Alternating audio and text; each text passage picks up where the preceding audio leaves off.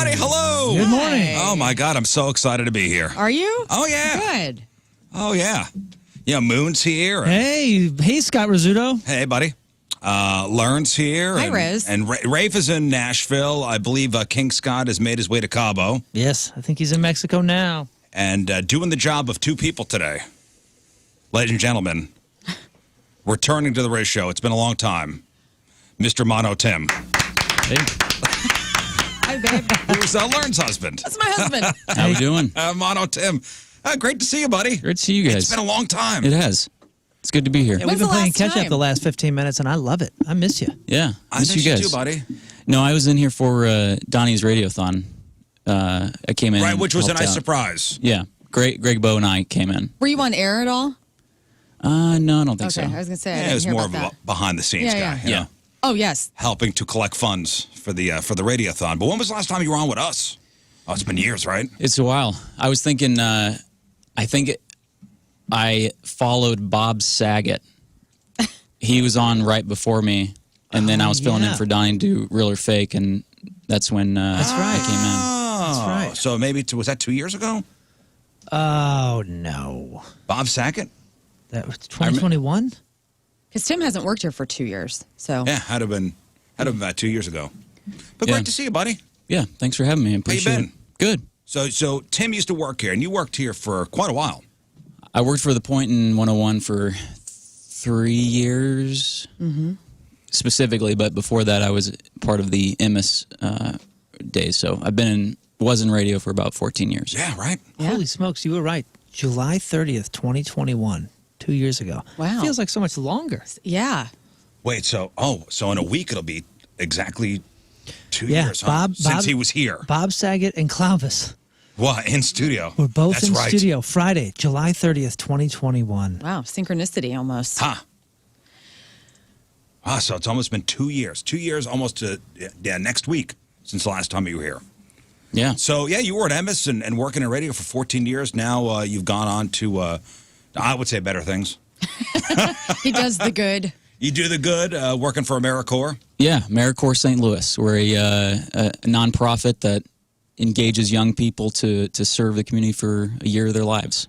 So the program I work for, we focus on environmental conservation and disaster response. And then in that vein, we also operate a homeless shelter at our facility in Soulard. Well, you were talking Amazing. about, you and Moon were talking off the air about some of your crew out in Montana Yeah, How they're cool is this? living in a tent dream. for 6 weeks. These people No, thank you. that are What do you mean, the these members, people? I'm talking about the members of AmeriCorps. They are so resilient, and just the feats of strength that they have of just living outside, don't need anything. No, just- it's great, and I'm happy there are people that could do that. yeah.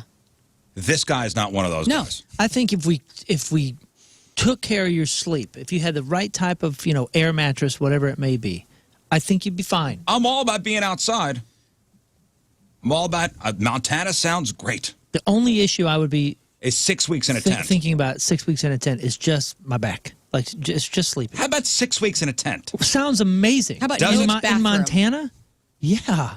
Yeah, for 6 weeks, where you peeing and pooping. oh Earth. they have a porta potty there. Oh, wonderful. One That's day. even, bonus.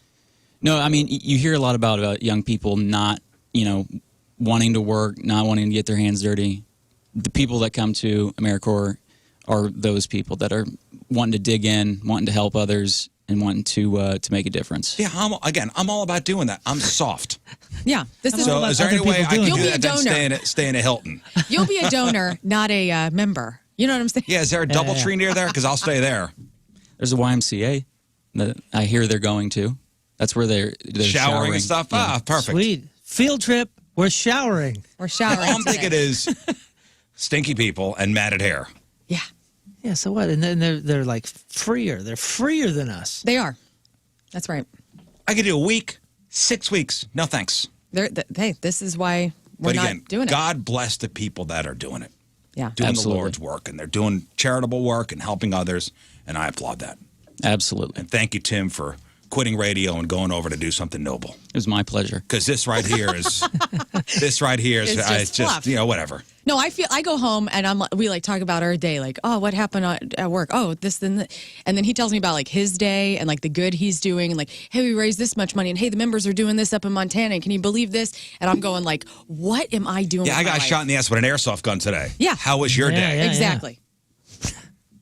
Oh, did you tell him, by the way, what we have planned out? Yeah, he later? knows kind of what's Oh, happening. okay, good. Oh boy. So we're gonna play like a newlywed game. How long you guys been married? 9 years. 9 years in November. 9 years. Wow. Congratulations. Thank you. Appreciate that.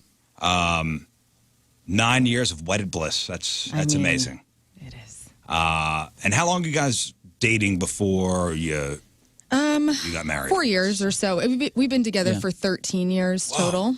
So, yeah, 4 years before. So 13 years together. So, you guys know each other pretty well. I hope so, yeah. But do you? Right. We'll find out. I look like this in my pants right now. Like, this is what it looks like. Oh, you're clenched? I've clenched my butt. Clenched up? I look like this in my pants right now. We'll also see how chivalrous Tim really What a way is. to put it. See, I feel bad because, like, now I've gotten shot in the ass 3 times, I think, on this show. And now you know the heat, like that we were talking about. It's Yeah, hard to the heat. explain. Am I right? Well, yeah, but I've not been shot multiple times, right? I don't think I did twice. that does change the game. And you told me, Moon was like, get ready for NFL season because it's brutal. And I'm like, Yeah, oh. that's coming up. yeah. NFL season's coming up. So, and feel free to ask Tim for help with your football picks if you need it. We do lean on our loved ones during the football season. I will say, and don't you remember, babe, when I did a pigskin pick'em challenge and I was running it down there at KG. I mean, Favaz, man, they were losing like week after week. So I do have something to bring somehow. Promise. Well, 1 shot is pain. 1 shot sucks. 2 shot is pain. 3 shots is something serious. 4 shots and above is just abuse. Yeah, 4 shots it's and above, abuse. your body's in shock. Well, how? Your body is responding, going, seriously, you got to It's a get out fight of or here. flight thing at There's that a bear after me. Run. See, I've wondered about this of does it really hurt that bad? Are you guys I promise. getting loud just for radio play? You'll find out. Yeah. Okay. Maybe not. Maybe you guys know each other so well during our newlywed game, you will get none of the answers wrong. You will not, you'll match on every single question I give you guys. I checked And your asses will be intact. I checked the questions. They're good questions. They're great questions. They're good. They're great questions for this game. I don't think you're getting shot much. I really don't. Well, they're very sweet. We'll see. 13 A lot years of together. confidence. We'll see. We'll put it to the test. I do want to bring up one point. Now we were, looking to bring other people onto the show.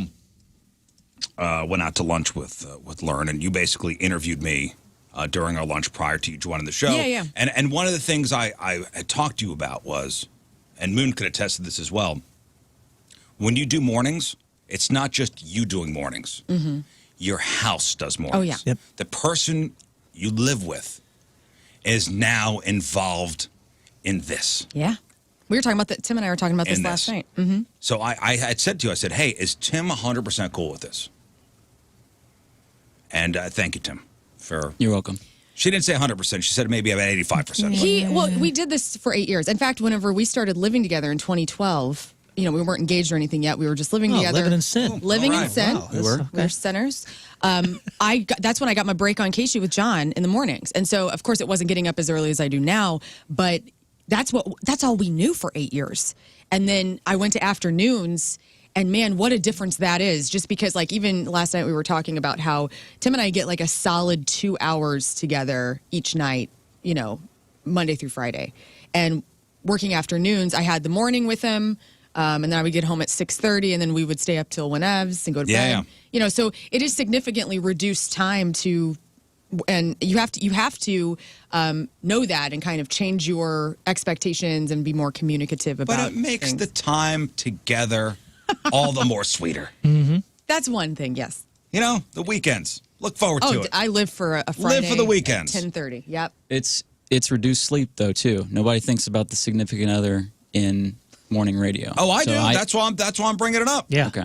I mean, people are always commenting on our hats. The reason why the majority of morning people or morning show people wear hats is because their wives and husbands don't want to hear the shower at 3 a.m. That's Or it. we're pulling out our hair. We shower at night. Most of us. But how's it been so far from your perspective, Tim? I mean, we've been doing the show with your wife for now 3 months. Yeah. How's it been? Has it been all right? Yeah, it's been Well, good. Can we change anything? Can I do anything for you? Yeah, I mean, moving maybe time frames a little That's bit. not going to happen. Well, so now I wake up at 3:30. Oh, you do? Yeah. Are you up? No, I'm not up. I lay in bed and yell and get angry. But yeah, Damn you, Scott Rizzuto! I damn understand. you. I get it. You're not the only one that curses my name. I would say I'm a morning person. I mean, I wake up at 6 to begin with, so it wasn't too far off. But yeah, it's been good.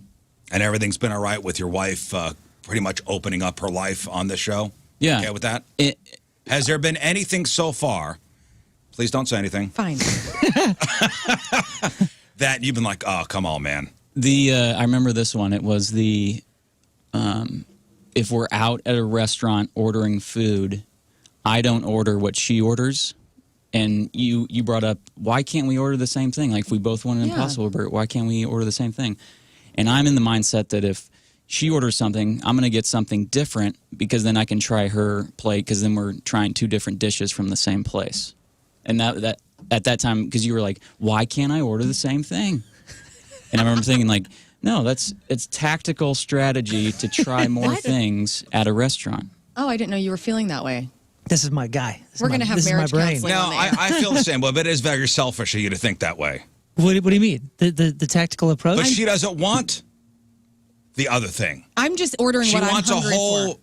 Oh no, you're gonna let I'll her. change. Yeah, I'll order change first. my. If we're having the conversation, she's like, "What are you having?" And I'm like, "I kind of feel like a burger." She goes, "Oh, I think I'm going to get one too." I'm like, "Okay, I'm going to switch mine up." Right. Then I can try some of that. But I want this all for myself. I don't want to share with you. Yes. That's not how marriage works. Oh, that's how. Oh, yeah. I love it. Yeah. Your Well, plate is my plate. Again, this is our personalities, though.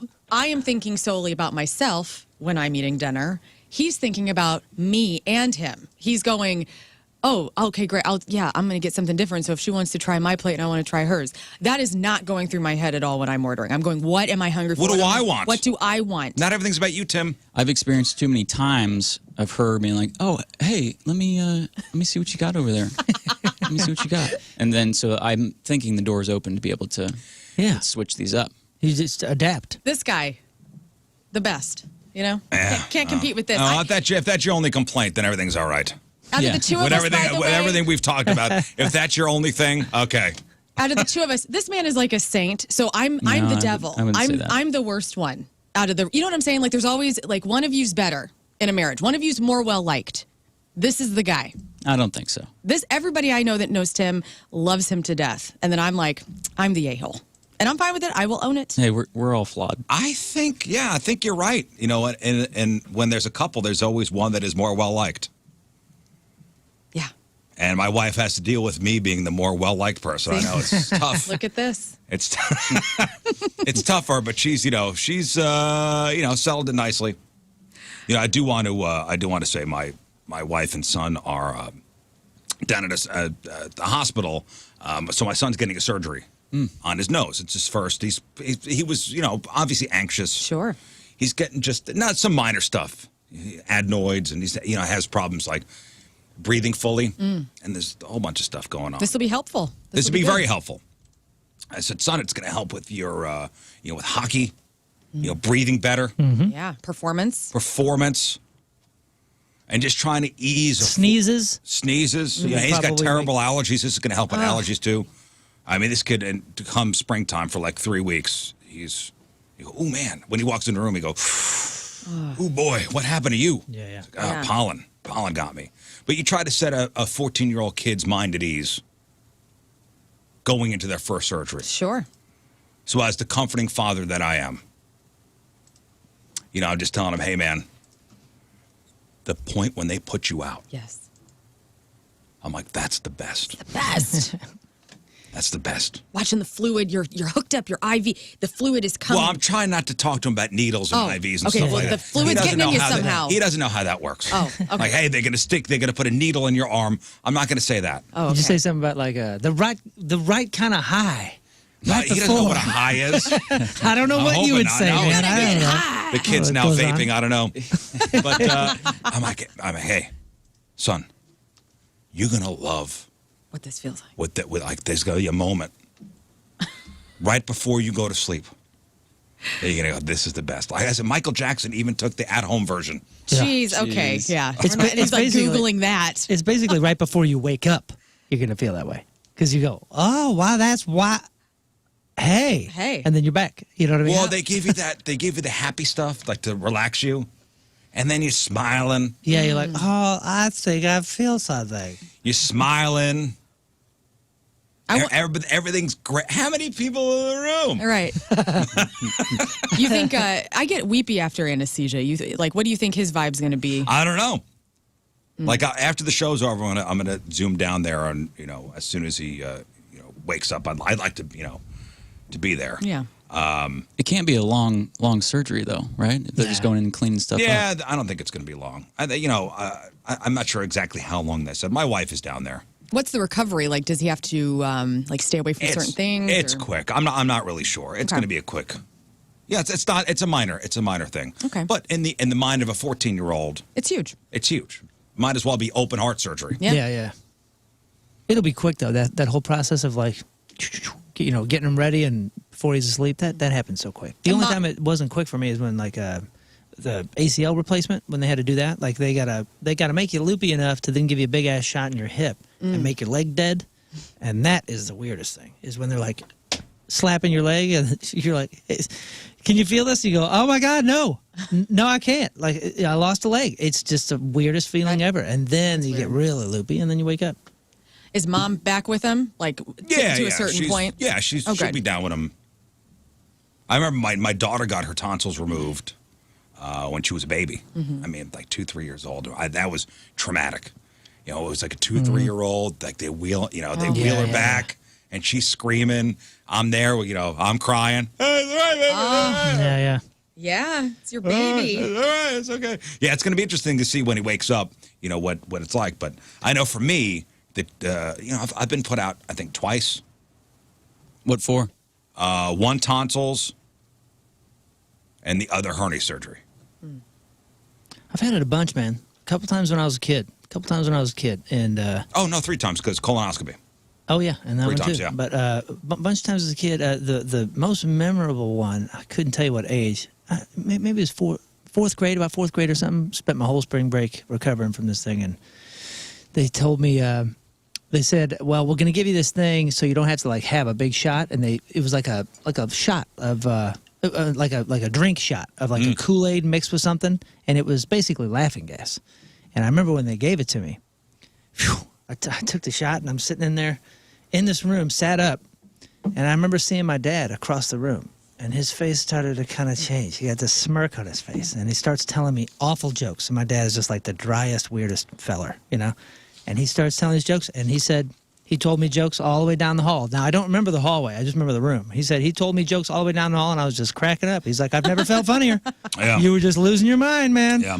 And, I don't remember that. I do remember another one as a kid, getting the whatever and getting looped. But I remember the whole ride down the hallway and then getting in the room and being like, holy smokes, what a big room. This place is wild. And then they're like, listen, man, we're going to have you count backwards from 100.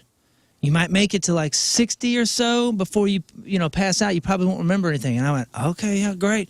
I'm looking around. I hear him start some music. And I was like, 99, 98, gone. Yeah. That's as far as I ever made it, was 98. 98. Yeah, done. Probably. I remember doing that a few times, and I don't ever remember 97. My wife just sent me pictures, and he's got the hairnet on. Aw. Laying in bed. He's going to be all right. He's going to be all right. Well, and then, of course, you hear the nightmare stories of, people that wake up mid-surgery. Oh, geez. We've heard those before. Isn't that just redheads because they have to have more anesthesia than normal? I mean, that's the redhead dread. Is that what they call that? Because they need more anesthesia. Is that real? But That's a real thing? Oh yeah, absolutely. Isn't that crazy? That means that redheads are superhuman. They're just the best. They have some kind of Power. gene that takes more anesthesia to get them numbed up. But there are people that have woken up in the middle of surgeries. They're conscious, but whatever drugs they give you paralyzes you. So you can't speak, you can't move. Yeah. But you are fully conscious. Yeah, sleep paralysis. Yeah. So is it true, and I'm sure anesthesiologists all over listening going, wait a second, what's he going to say? Is it true that we don't really know how any of this stuff works? Like we just know that it works. Yes. It's like a trial and error Yes. thing. Like we know that this amount of this will put 98% of people asleep for X hours. But they don't know. They don't know why. They don't know how. They don't know. Like, what are you doing? Yeah. What is it doing to the brain? Are you putting me? They don't know. To sleep? Well, are you putting me to dead? It's just like NyQuil. I mean, we don't really understand. Like that does something to you that disables your awakeness. Well, I'll tell you. I mean, again, I've had half a dozen or more experiences being under like this for different reasons. And the only time that I remember feeling some sort of consciousness at all is when I went out once, and I couldn't tell you which one it was. So I don't remember how old. I felt like I was a. This is how I always described it. I felt like I was a white line, like a rubber band, doing backflips in a black space, and that was the only time I remember having like a conscious, like, whoa, I was something. Literally loopy. Or somewhere. You were loopy. Yeah, you were doing loops. Like I was like a cartoonish line, almost like an old timey cartoon doing backflips in a black vacuum, and that's the only thing I remember of other consciousness because everything else was literally a time travel. It's literally like a death life. I'm like, here. Boop, boop. Like, what would you be on? And now ayahuasca? I'm in recovery. Like, you know what I'm saying? Oh, me? Yeah. Man, you I'd be imagine? connected to the universe. Yeah, I was thinking about that ayahuasca stuff. Now you have to go to a shaman. You have to know somebody who you have to go to somebody who knows how to use it. Yeah, like Peru. Do you get? There a place in like Mexico you could go, Is that ayahuasca or is that sweat lodge stuff? or is that DMT stuff? I don't There's know. so much. There's so many. I don't know. But aren't you violently ill? Oh, yeah. For a little while. I've heard. Getting the toxins and negatives out. That doesn't sound Like nice Chelsea to me. Handler describing her ayahuasca trip. She had a show on Netflix a few years ago, and Oh yeah, with Josh Wolf and some friends, right? yeah, I think so. And she went down there and had this like amazing, and she was so candid about it. Like she would, and I love her so much. And like just hearing about her ayahuasca experience, I don't want to go and like crap myself in front of people and throw up in front of people, but they're prepared in that facility to deal with people because that happens to everyone. Like you vomit, you have diarrhea, and then cool. And you're right, like you're taking the toxics out of you. But at least you're expecting it. Yeah. Yeah. And every time Josh has been on this show, he's talked about this kind of stuff. Oh wow. And yeah, he's like an advocate, if I remember right. Yeah. No, people do say it's a mind expander and. Whatever, man. Oh. I don't know. Screw you, hippie! I don't know, man. I don't know. It'd be wild. I don't know about sitting in a sweat lodge. But That's like camping in Montana for 6 weeks. But I never hear about. I mean, anesthesiologists. We always talk about like this, like one of like the top jobs. They get paid so much and all this kind of stuff. And but you think like the responsibility on them is just huge, right? The building size huge. But is anybody doing research? I never hear anything about like, hey, we figured out what the heck this does or why this works. I want to know it. Do we even care? We just go, hey, man, this is working. Just keep using it. Gotta be data out there. I mean, just with the sheer fact that people could pass away from this. Yeah, I want somebody to explain it to me. From what? From too much anesthesia. Sure. Well, they got it dialed in pretty good. Right. Oh, they got it dialed. I'm not saying that. They got it dialed in pretty good. They have it dialed. I just want to know what it's actually doing. What is it close to sleep? Like, what do the brain waves look like? What does it say? Anesthetic drugs cause brain circuits to change their oscillation patterns in particular ways, thereby preventing neurons in different brain regions from communicating with each other. And the result is a loss of consciousness, an unnatural state that this researcher compares to a reversible coma that differs from sleep. That's exactly what I was going to say. Anyway, it's better than, when they used to, Civil War days, amputate a leg and just go, here, just chew on this rag. Yeah. Here's a stick that this guy just quit biting on. Pour some whiskey on it. Yeah, here's some morphine or, hey, as long as I don't feel pain. That's the goal there. Now, as far as pain tolerance goes, do you have a pain tolerance, a big pain tolerance? I would say no. I don't know. I mean, I do try to meditate and try to get inside my brain to slow things down, but I would say I wouldn't have a high tolerance for pain. No, I'm a baby. I'll be honest with you. I think women are, here we go. I think that we're wired to be more pain tolerant. Women are. Because I think the idea of childbirth. The whole watermelon out of a garden hose thing. Yeah. I've heard it a million times. I mean, I've seen it a million times. That's true. I just think that women, like how men don't get cellulite or whatever. I think women are just wired to be more pain tolerant. Do you say men don't get cellulite? Yeah, dudes don't get cellulite. Sure we do. No. Your bodies do Look not. it up. What do you mean no? Google.com. It's not the same fat as and women. skin. I don't know. As far as I'm concerned, when I see some people do these body modifications, Oh yeah. and I say to myself, if I get a paper cut, like I'm sidelined. I'm on the DL for 10 days. You were sidelined a couple weeks ago from a paper cut in this. Hey, less than 10% of men have cellulite. Okay, so it's not zero, like you said. Well, like between you lied to 80 and St. Louis. 90% of women have cellulite. Okay, so Isn't it's that it's a crazy? woman thing. It's a pretty woman much. thing. But I was reading the story about this body. They call him a body modification addict, and all I'm thinking is the stuff that this guy's done to his body. How painful it must be. Again, coming from the person who's on the DL for 10 days after getting a paper cut. Yeah, man. And we talked about this not too long ago, and I said something like, everybody has like a thing, and it's not like an obsession or an addiction necessarily, but everybody has like a passion, right? They always attach themselves to something. Sometimes it's tattoos, sometimes it's model trains, like we were talking about. Sometimes Like, it's, Tim and his model trains. yeah, sometimes it's the outdoors and fishing or hiking or this or that. Like somebody, like almost everybody, like you got to have like a passion or something. Some sort of Some direction, call it a right? hobby. Okay, right. But you know what I mean. And when somebody connects himself to something that each decision about that hobby is irreversible, is changing. There are some you know people what I that mean? are Like, addicted to you surgeries. get so worried. Yeah, I mean it's so worrisome. So this guy I was reading about, his name he goes by Odin, Odin. Okay. Odin is that's Thor's dad, right? Yeah. Bob Odenkirk. No, Odin, Odin. First name. That's Odin. it. He only goes by Odin. First name Like Jim. Prince. He is a body modification addict. He's 32 years old. Over the past 11 years, he has spent $8,000 on body modifications. And okay, so I got a picture. Moon's got a picture of him up in the studio here. Normal looking dude, huh? Yeah. Okay. His latest body modification, he removed his nipples. Oh, bummer. He has removed his nipples and removed his nose. Oh wow. So he removed the tip of his nose, and he has removed his nipples.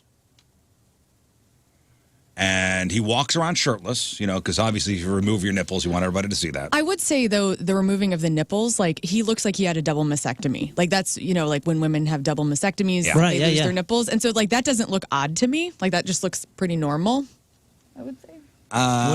What does he have on his nose? Right. Yeah, like right So it's a there. plug. That's crazy. He removed the tip of his nose. So like when I stretched my ear holes, and I had and I didn't do it that big. That's probably like I don't know, quadruple zero or something like that. I had a zero, and you can get hollow plugs so you can see through it, right?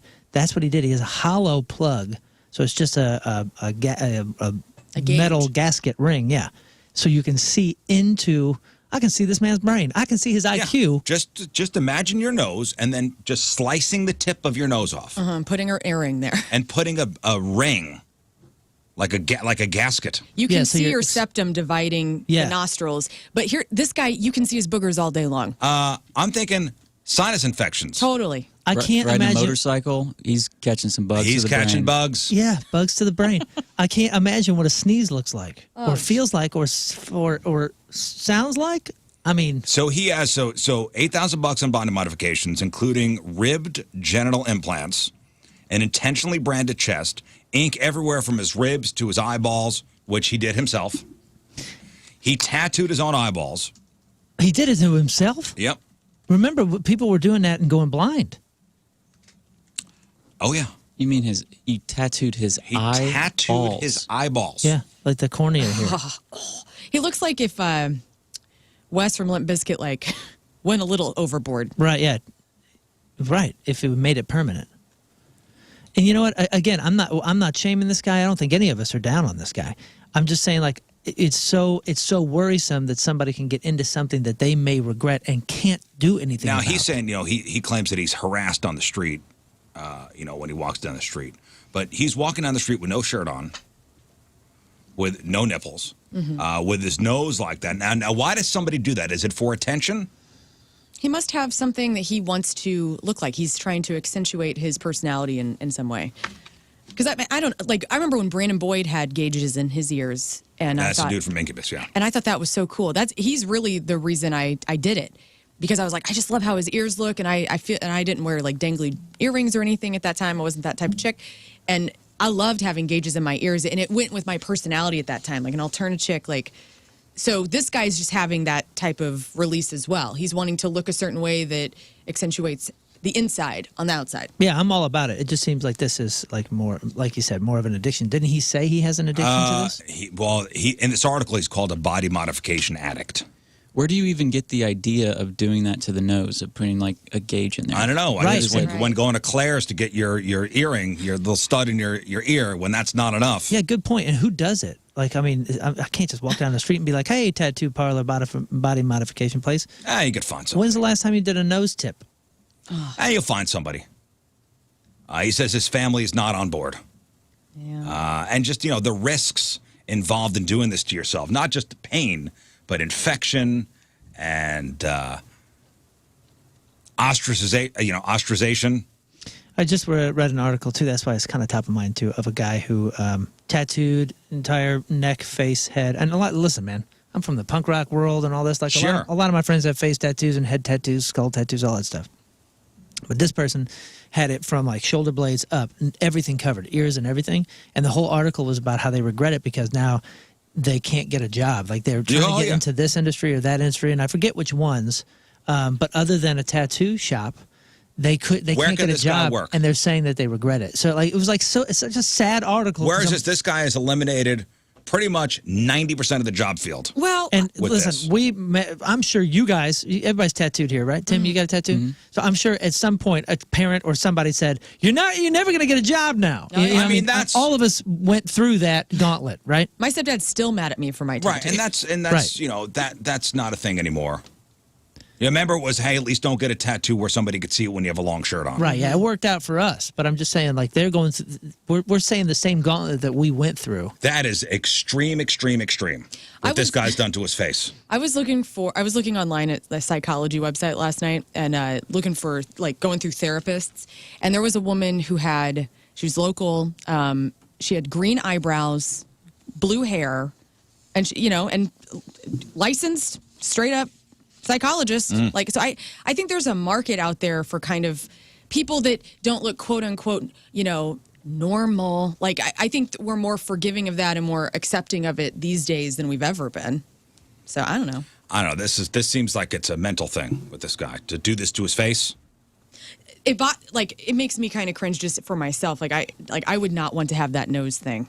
That just grosses me out. Like, for myself. I mean, the guy cut the tip of his nose off. Yes, I would be mad if you got that. The guy cut the tip of his nose off. It's not normal. No, it is not. It's a health thing for me. I'm going, I don't want to look at that. Mm-hmm. I don't want to know. What is going on? Like, what is this? You're supposed to have, like, your nose hairs, and the whole way that your gorgeous head is set up is so that you filter the air coming into your lungs. We've all gotten our nose hair. You've got your nose hairs waxed ever? No. Yeah. Never I've waxed, trimmed them. no. Where, I've gotten it done before where they, put the wax up your nose and the sticks and they pull them out. Is that so painful? I mean, for a second, right? Yeah, it hurts. But they said it's not great for you. Sure. Because the nose hairs are there for a reason. To filter things out. This guy's got nothing. He's got nothing. He took his nose off. Yeah. I kind of do like his style as far as tattoos go. Like, I kind of like this vibe and this face tattoo. And he cut his nipples off. Well, I think the nipple thing is fine. Because, to be honest with you, and I bet women who have gone through double mastectomies would say, oh, my God, thank goodness that a man is bringing awareness to, hey, you don't need to have nipples to be... Is that why he's doing that? Well, no, possibly not. But you don't know. Maybe his mom got a double mastectomy. I'm sorry. I'm looking at the article here, and I don't see anything about that. And he wanted her, or his girlfriend, and, like, he wanted her to feel more normal by not having nipples anymore. And he was like, you know what, baby, I'm going to take my nipples off. Maybe. I think this guy is single. I'm trying to find the correlation between getting the nipples off and then all of the other, the nose off, the gauges and stuff. Like, why did he say, you know what, next thing I'm going to do is get my nipples off? I don't know. All I know is... Because it's extreme. All I know is his penis is probably worried. It's probably like, no, God. He's already got ribbed genital implants. I was going to say, the penis has earrings, too. I'm just saying, man, if other things are coming off, I bet the penis is down there going, oh, boy, God, what's next? You ever seen genital piercings? Oh, yeah. Well, I know, Rizz. I have not. Had a couple buddies with Prince Albert's, or as what was the American version? They said. Oh God. Oh yeah, we were talking about that. Oh man. Not the Jacob's Ladder. No. The Prince Albert That's something else, right? they create a hole and then use the other one. Oh yeah. You know, like that. Okay, so And by the way, both of the guys I'm thinking about right now both took it out and now have to plug a hole to go to the bathroom. yeah. You ever been to a nude beach? Yes. Okay, Never. there was a nude beach. You've never been to a nude beach? Mm-mm. You are missing out. We got to get you. We got to get you. down. We got to get you to a nude beach. I've never been to a nude beach, but I've been on a beach where people are nude. Okay, so back when we were younger, there was a nude beach in New Jersey. Okay, it was a secret place. Okay. Oh no. Was it sanctioned? You had to it was a sanctioned, like, this is where the nudists go. You had to like hike. It was at the Jersey Shore. You had to like hike like a half mile into where the Into place is. heaven. So Buddy and I were like Just big hair You know. and butts. horny teenagers. Horny teenagers. Yeah.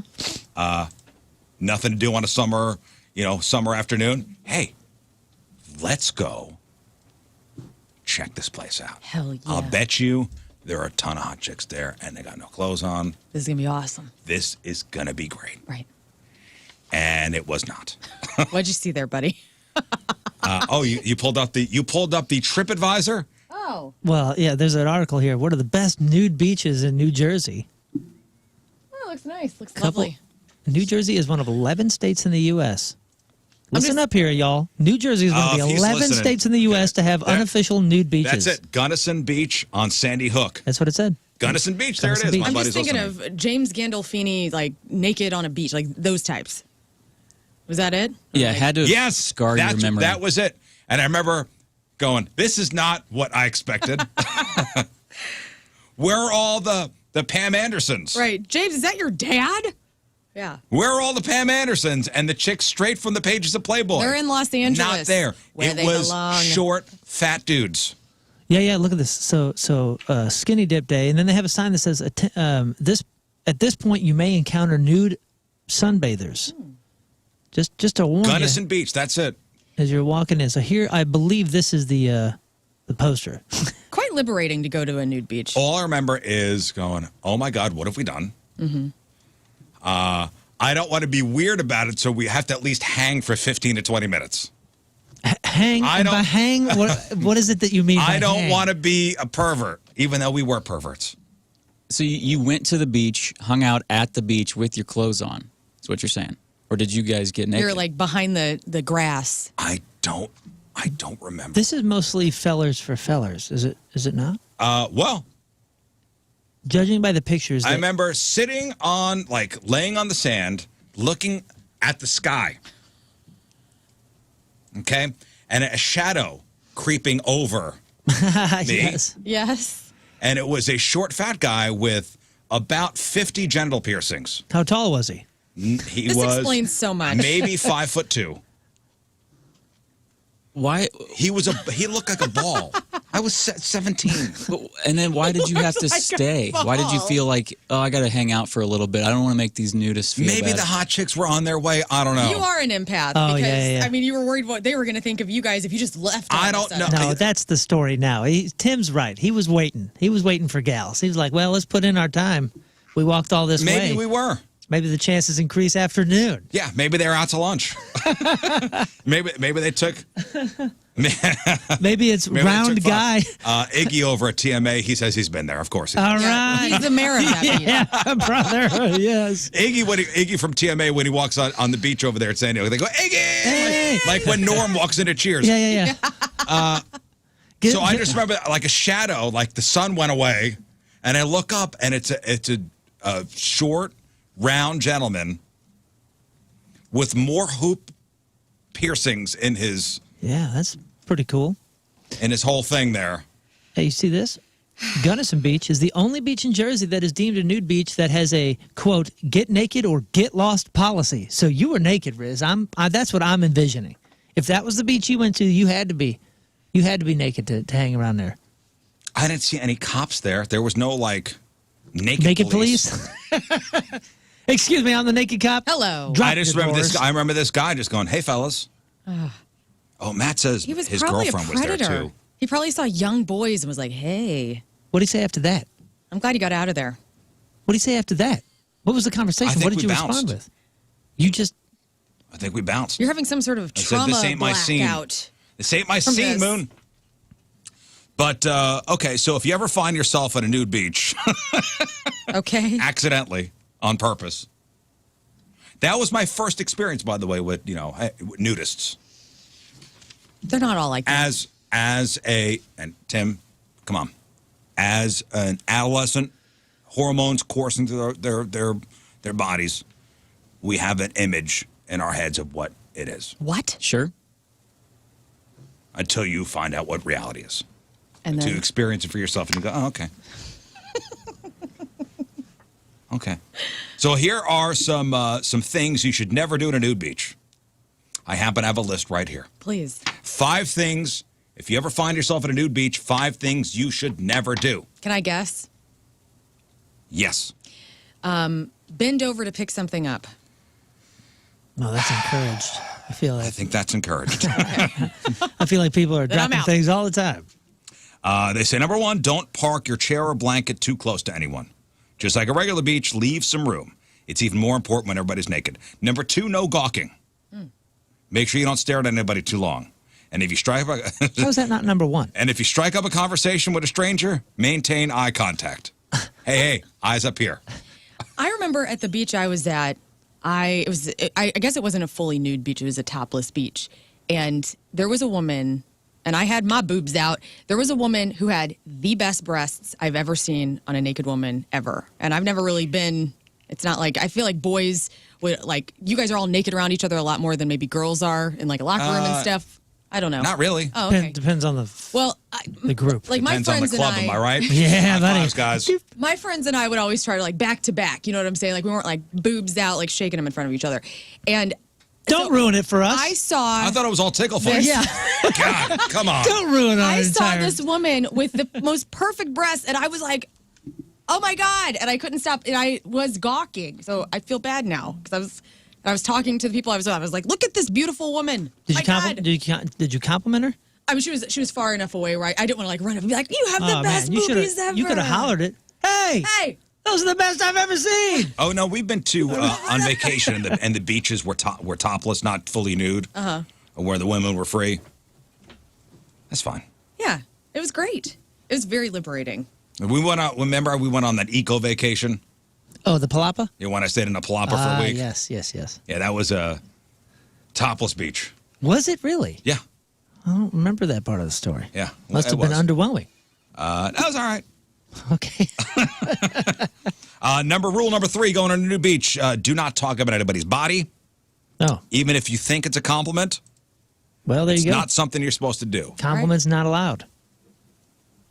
Like, hey, buddy, nice balls. You're not that. Even though you Thank think you. it's even. Thank you. I had just talked to a buddy about these. I just Even though- trimmed them up. I thought this would be much more communal. Like what you're saying sounds like it's coming from someone that isn't going to a nude beach. Those nudists out there are the people that are putting their arm around you while they're naked. No, Yeah. this is Yeah, these right, are right. rules from a woman who has been a nudist for over 30 years. Wow. So she is saying these things. But is she saying them to people that are like you, that are sneaking on a new beach Probably. to see hee hee hee hee hee? Well, nudists, maybe if you're looking to get into it, like get into Okay. this kind of lifestyle, or check it out. If you're there with somebody, no PDA. What? Dang it. Anything that resembles sexual activity is frowned upon. That makes sense. Amanda in the chat said, lived in Florida, went to a supposed nude beach at the Atlantic side, took our tops off, sat there with my friend. Beach ranger came over and said, this is not allowed. She was mortified. It was Well, not. what'd she do?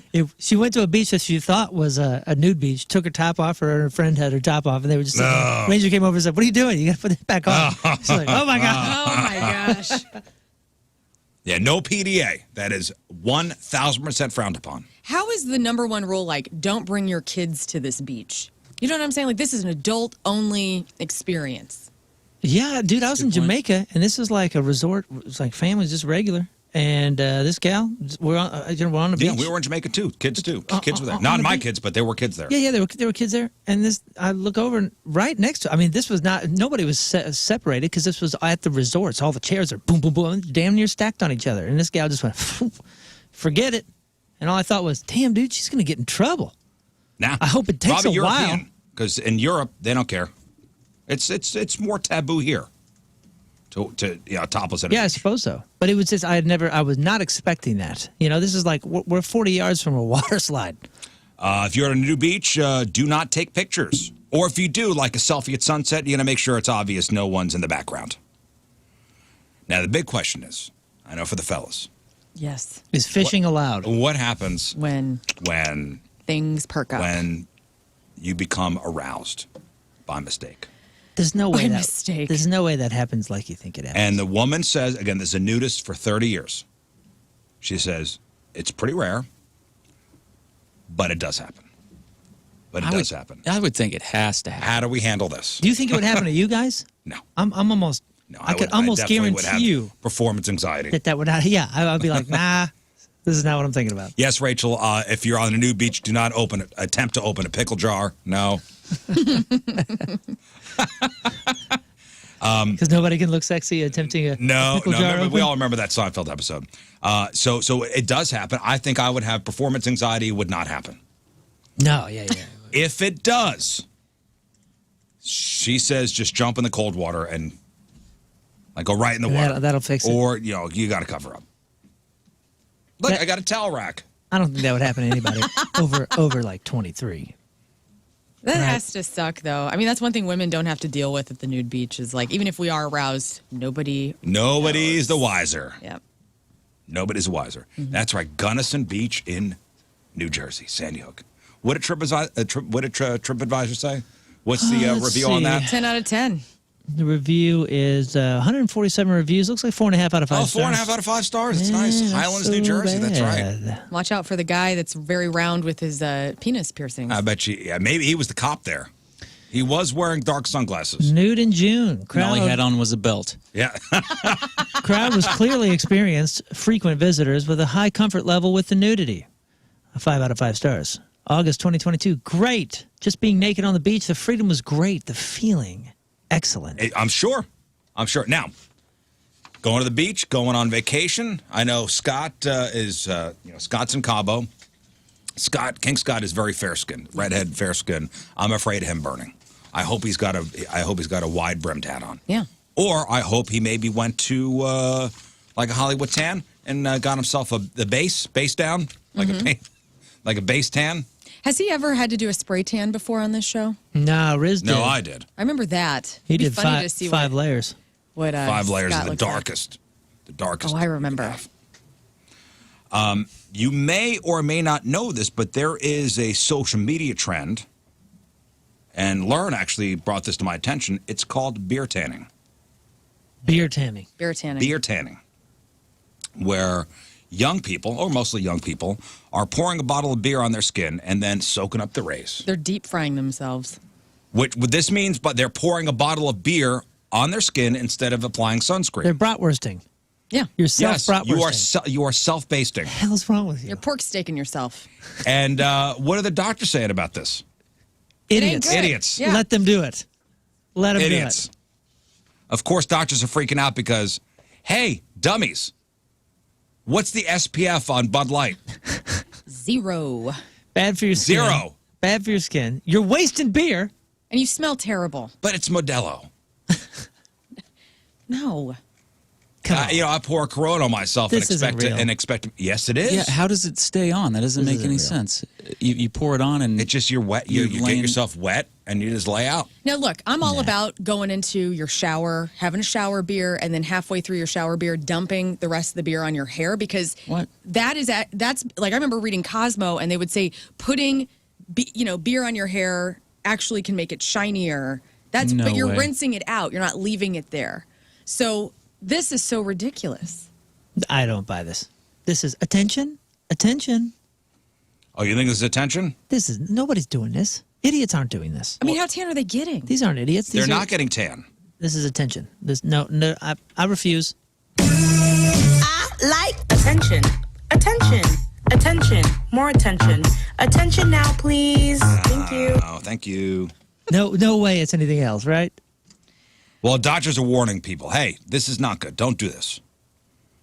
Beer does not protect your skin from UV and other harmful rays. Beer tanners are pretty much laying on blankets, getting fried by the sun. Doctors recommend what? Sunscreen. And if you want to achieve that sun-kissed look, consider self-tanning sprays, which typically don't smell like stale beer. Or just oil. Like, you know what I'm saying? Like the Banana Boat tanning oil, which I'm not recommending, but if you're somebody that's like, I need to have some of my legs need to be tanned fast. Yeah, there's oil that these SPF companies put out that you don't have to use beer. Talking about body modification addictions. That is an addiction that can get out of hand. Tanning? Can get out of hand. Big fast, man. Yeah, I've known a few people. I've known a couple people, and like, man, you look like a handbag super now. super issues in their 20s, addicted to it, dealing with cancer issues already. Like, I mean, come on man. Well, yeah, there's the cancer issues, and it doesn't look good. But it's an addiction. Like, it can be very, very addictive. Yeah. Yeah. Somebody's asking why do nudists always have a towel? Well, you got to lay the towel down before you sit anywhere. You know what? Yeah, man, Up sand. your butt. Well, let's say you're sitting in one of those lounge chairs with the slats in it. You know, you don't want to get your junk caught in the slats. Yeah, there should be like a nudist. I mean, a towel kind of does the work, but there should be like a nudist, like a lint roller, but for like skin and sand. You know? A towel is mandatory if you're at a nudist colony. Yeah. Mandatory. You don't sit bare ass on anything. No way. Everybody knows that. It's etiquette. I'm more exposed to the sand. Not just sand. Like if it's a communal, like lounge chair or picnic bench. Come on, I didn't man. even think about that. It's just. I'm new here. I'm sorry. I'm new. Can't you tell with how pale I am in this area? There's a nudist colony out in, I think it's Eureka. Is it Eureka? It's that area. Let me look it up. Again, ask Iggy. He's probably a part of that. Iggy, where is it? Where's Is it the Eureka? nearest Is it nudist colony? Fenton? You know. He made us come bursting in the door. I hope he know. does. Have you ever talked deeply about his sescapades and his nudist tendencies? I'm going to have him on the show just talking about hedonism. Oh, there's one in Eureka Springs, Arkansas. Now That's nuts. Nudist camp approved in Missouri. There's one in the Eureka area. Permit requirements. I'm not sure if I just said. Oh, this is 2006. Is there like a cleaning person at a nudist beach? You know, they have them at like the gyms and stuff that come and wipe down the sweat. Oh. You think there's a cleaning person that comes and wipes down the chair after they're... That's why you wear it. That's why you put a towel down. Yeah, because there's no cleaning crew. You're going to be sweating through that towel, though. That's why you put it. Well, that's why you change towels out. You have multiple towels. Like if you were, like if you're hot and you're listening to this show right now, and now you know that there's a Eureka nudist colony that you can go join, and you are like beef stick McGee, like you just look hot as hell. You have the best bod. Do you go to the nudist colony possibly knowing like, I'm going to be the hottest one there? Yeah, I have a good ego stroke, you know? Yeah. That's what I said, ego stroke. I think people think Natural Pines Resort in Brock, Missouri. Nudists, they always get the rep like, oh, nobody's hot that goes there. But if you are hot, like conventional hot, and you go, how exciting would that be? It's mandatory, by the way, that you play volleyball. Listen, or badminton. Badminton, if you're not so much of a jumper. Established in 2003, John and Rhonda turned their 120-acre farm into what we like to call the adult playground. Hello. It's grown a lot over the last couple of years, and you can see some photos here. No, you can't.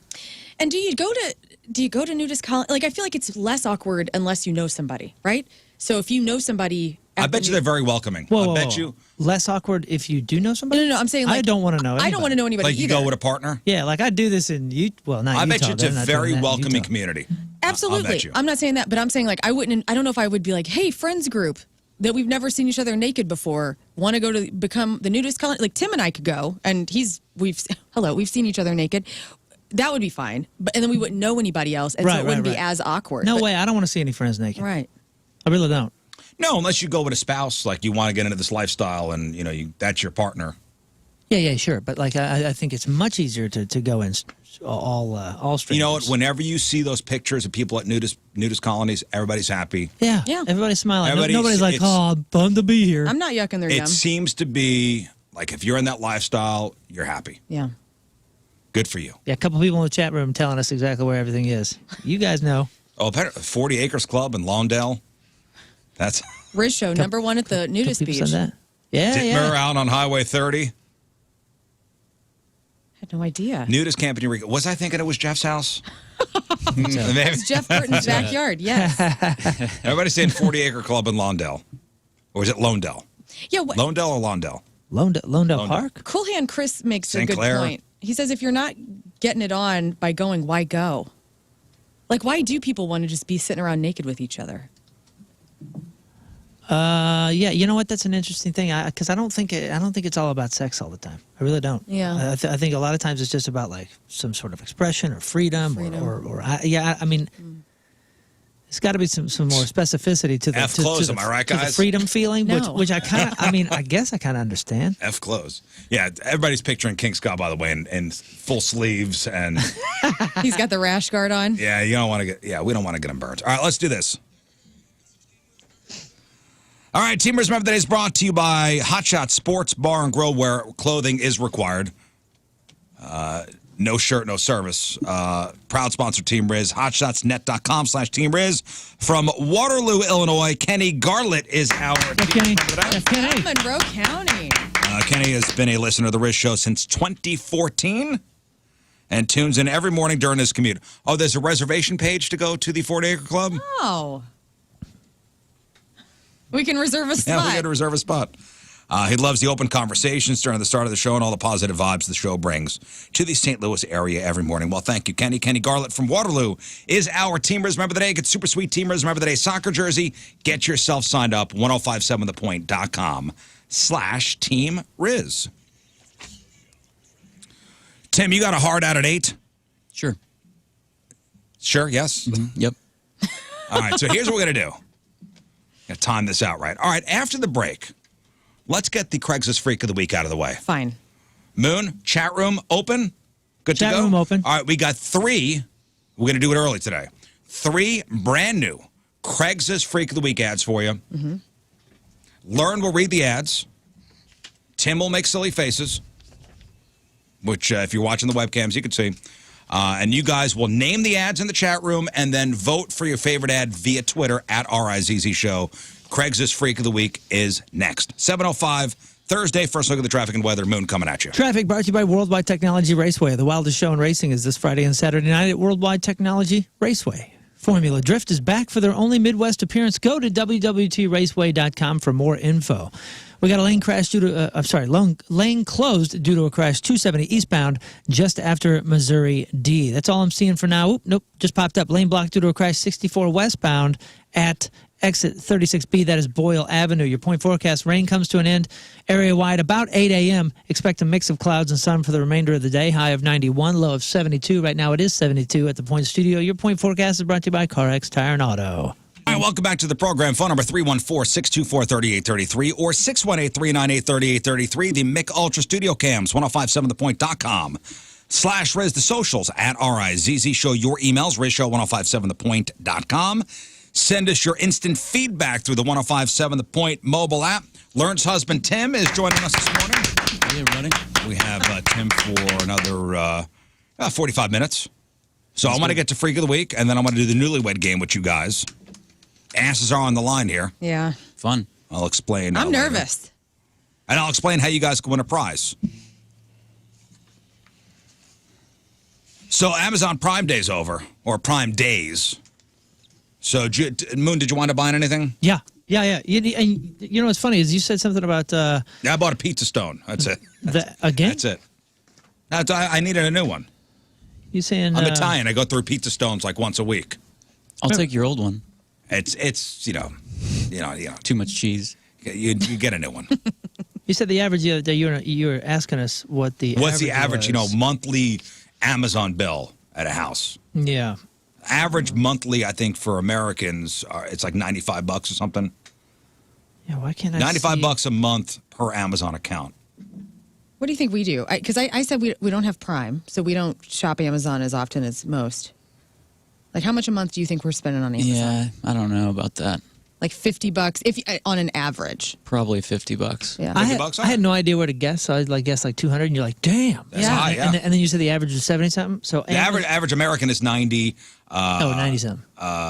In Missouri, it's like 60 something. And not the average American household. Oh, right? well, whatever account. Right. So whatever average Amazon account. On Amazon Day, hadn't gotten anything in a while. On Amazon Day, bought two things. One, the price is $150, and then the second one, was for, let's see, this is $60. Okay. Well, Prime Days are different because obviously things are on sale. Yeah, I guess so. But that was just two items. What do you think they were? Well, I have no idea. Nothing fun.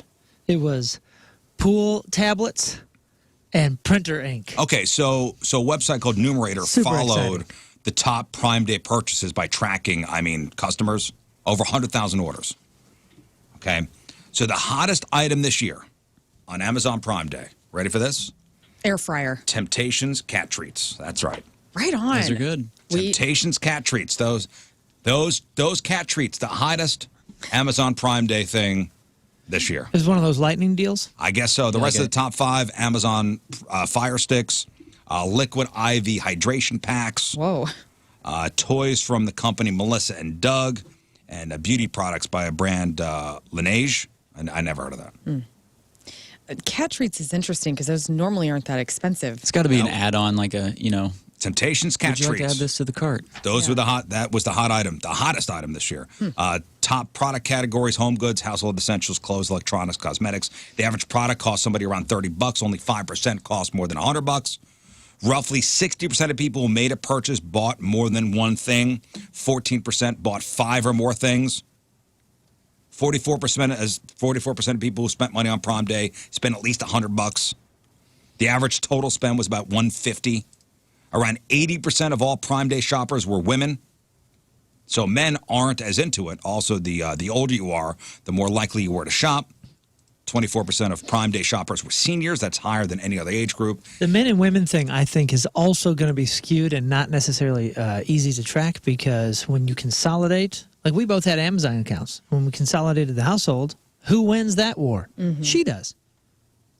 Every time. Yeah, I don't have my own account. My wife has the account. So if I bought something, it went under her account. Exactly right. So if I buy something, it goes under her account. I mean, I think that the consolidation, the women are going to win. They did in my household because she said, well, I got all these other things. And I got a couple things set up on repeat. I'm like, oh, yeah, okay, you got it. I looked. I saw if there was anything, anything worth buying. I just don't want more clutter in the house. I bought a duvet. I bought some new earbud headphones and a magnetic. Yes, and then a new magnetic board for our fridge because I ruined the other one last week. So I see these are all things you could use. Yeah. I was on a really important phone call and I thought I grabbed the dry erase, grabbed a Sharpie, and I was completely engrossed in the call, so I screwed it up. I could see Tim is just blind with rage right now. Yeah, he's super livid. I can't believe it. We don't even use the dry erase board anymore. What a waste. Well, we needed it. Might as well just light money on fire, is what he's saying. It was $9. Might as well just throw the money in the garbage, just light it on fire. $90? $9. Oh, about to say, damn. Come on, man. Damn, that's an expensive whiteboard. Right. Damn. It lights up. Oh, okay. All right, let's do the Craigslist Freak of the Week as we do every Thursday, a little early this week. So we've got 3 brand new ads for you. We're going to Halifax, we're going to London, and we're going to Newfoundland. So Lern will read the ads. You guys in the chat room's open. That's right on our YouTube stream there. That's right. Access it either through YouTube or our website, 1057thepoint.com/Rizz. You guys will name the ads, and then at the end, you guys will vote for your favorite ad. One of these ads moving to the next round of the Freaky Theater playoffs, which, by the way, we really do need to figure out when we're going to start these playoffs. Mm-hmm. Yeah. And factor in, taking the last 2 weeks of the year off. It's a big old mess. I look to see when ratings end, and there's a formula we use. All right, so let's get into it. Tim, please pay attention. I'm going to ask for your opinion, who you'd vote for as far as Freak of the Week goes. Yeah, you used to read the ads for us, too.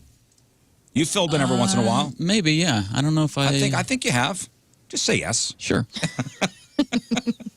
Sure. I'm thinking of another Tim that sounds just like you. Convey. Tim Convey. There's only one mono Tim. That's all right, Lern, let's get into it. Craigslist Freak of the Week, ad number 1. Horny bone man for woman outside Halifax, no age. I just want a bone, baby, like actually bone. I'm really into bones and things and have had some wild girlfriends in the past. We've always had fun with different toys in the bedroom. Even had one lovely lady lay down with helping me fashion some real bones and other fun items into perfectly shaped sex toys. I've got tons and even made more recently. I know this isn't too crazy because she did it, and she was the most normal person I've ever been with. I'm disease-free and all about fun. Let's bone together. Maybe a relationship blossoms, but I don't have expectations. Let's start with a casual fun, and I don't ask too much of me yet. Email back bones in the title, and we can get started at your place. Yeah, I don't really get this one. So it's somebody who has access to bones. Like What? What size? Like And animal then we bones? carve them into Sex toys. sex toys. Why don't you just go to Patricia's or Or a Fun place and Fantasy like Meat. that and I just think he's using real bones. Is that what I'm getting? yeah. From What? where? Well, this is, Like you go to the museum and stealing them, I don't know. yeah, like how can you get real, I guess the black market you can get or you anything. like you have like a plaster thing and you're like casting your own kind of. I don't know. There's a lot of questions here. Right. So I also like that he's trying to act normal because the woman he was with last time was super normal. So this is just a normal thing to bone with bones. yeah. Okay. Tim, thoughts? Yeah, that one, you get into some body stuff there. That Yeah.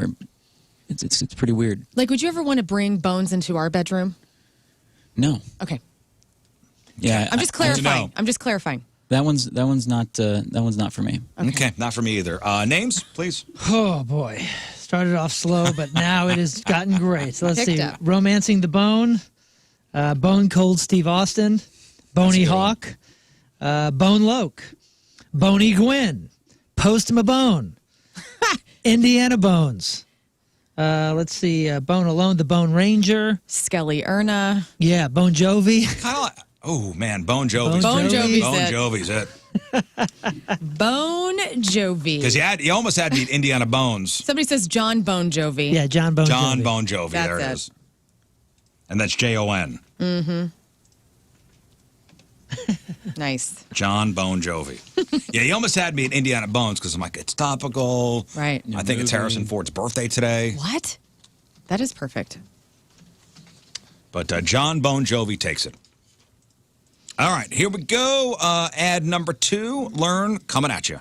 Human furniture man for anyone 34 years old, London. I'm looking for someone I can assist with their every comfort. I would like to be your personal chair, table, or bench while fully naked, as God intended. Yes, feel free to put your feet all over me. The riper, the better. Oh, you need a place to rest your hot coffee? Right here on my back.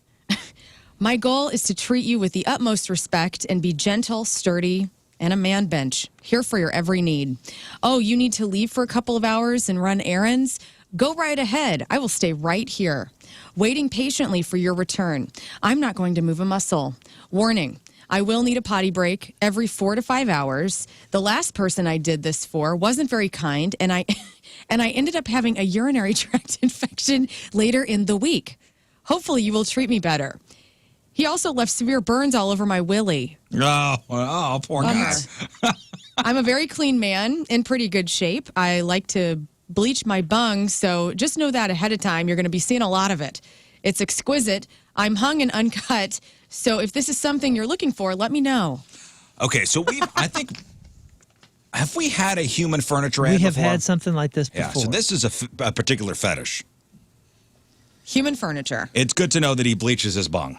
I mean, you have honestly. to. You're bent And there over. was some abuse at his prior. Severe burns all over his manhood. There was some abuse at his prior. I don't know what you'd say. Well, Prior engagement. Did he say I'm pretty clean? Like, what does pretty clean mean? Wouldn't you be? He says, I'm in pretty great shape. Oh, That's a little bit better. I'm a very clean man in pretty great shape. I like to bleach my bung, so just know that ahead of time. Don't want to freak anybody out. You'll be seeing a lot of it.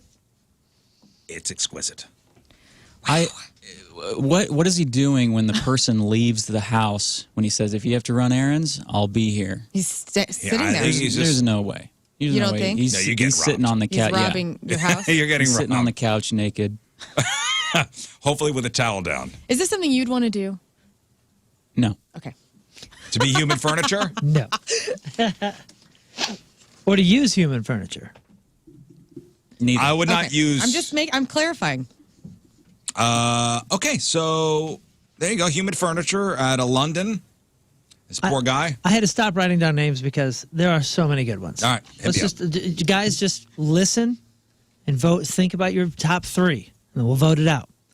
Carol House, Ottoman, like Ottoman, Cute. Ottoman, Coucho Marx, Oscar the Couch, Cherry Potter, David Lee Rothman, Johnny Bench, Cherry Styles, Clark Table, Bed Dancin', Jeremy Piven, Lazy Boy George. Oh, man, pick one.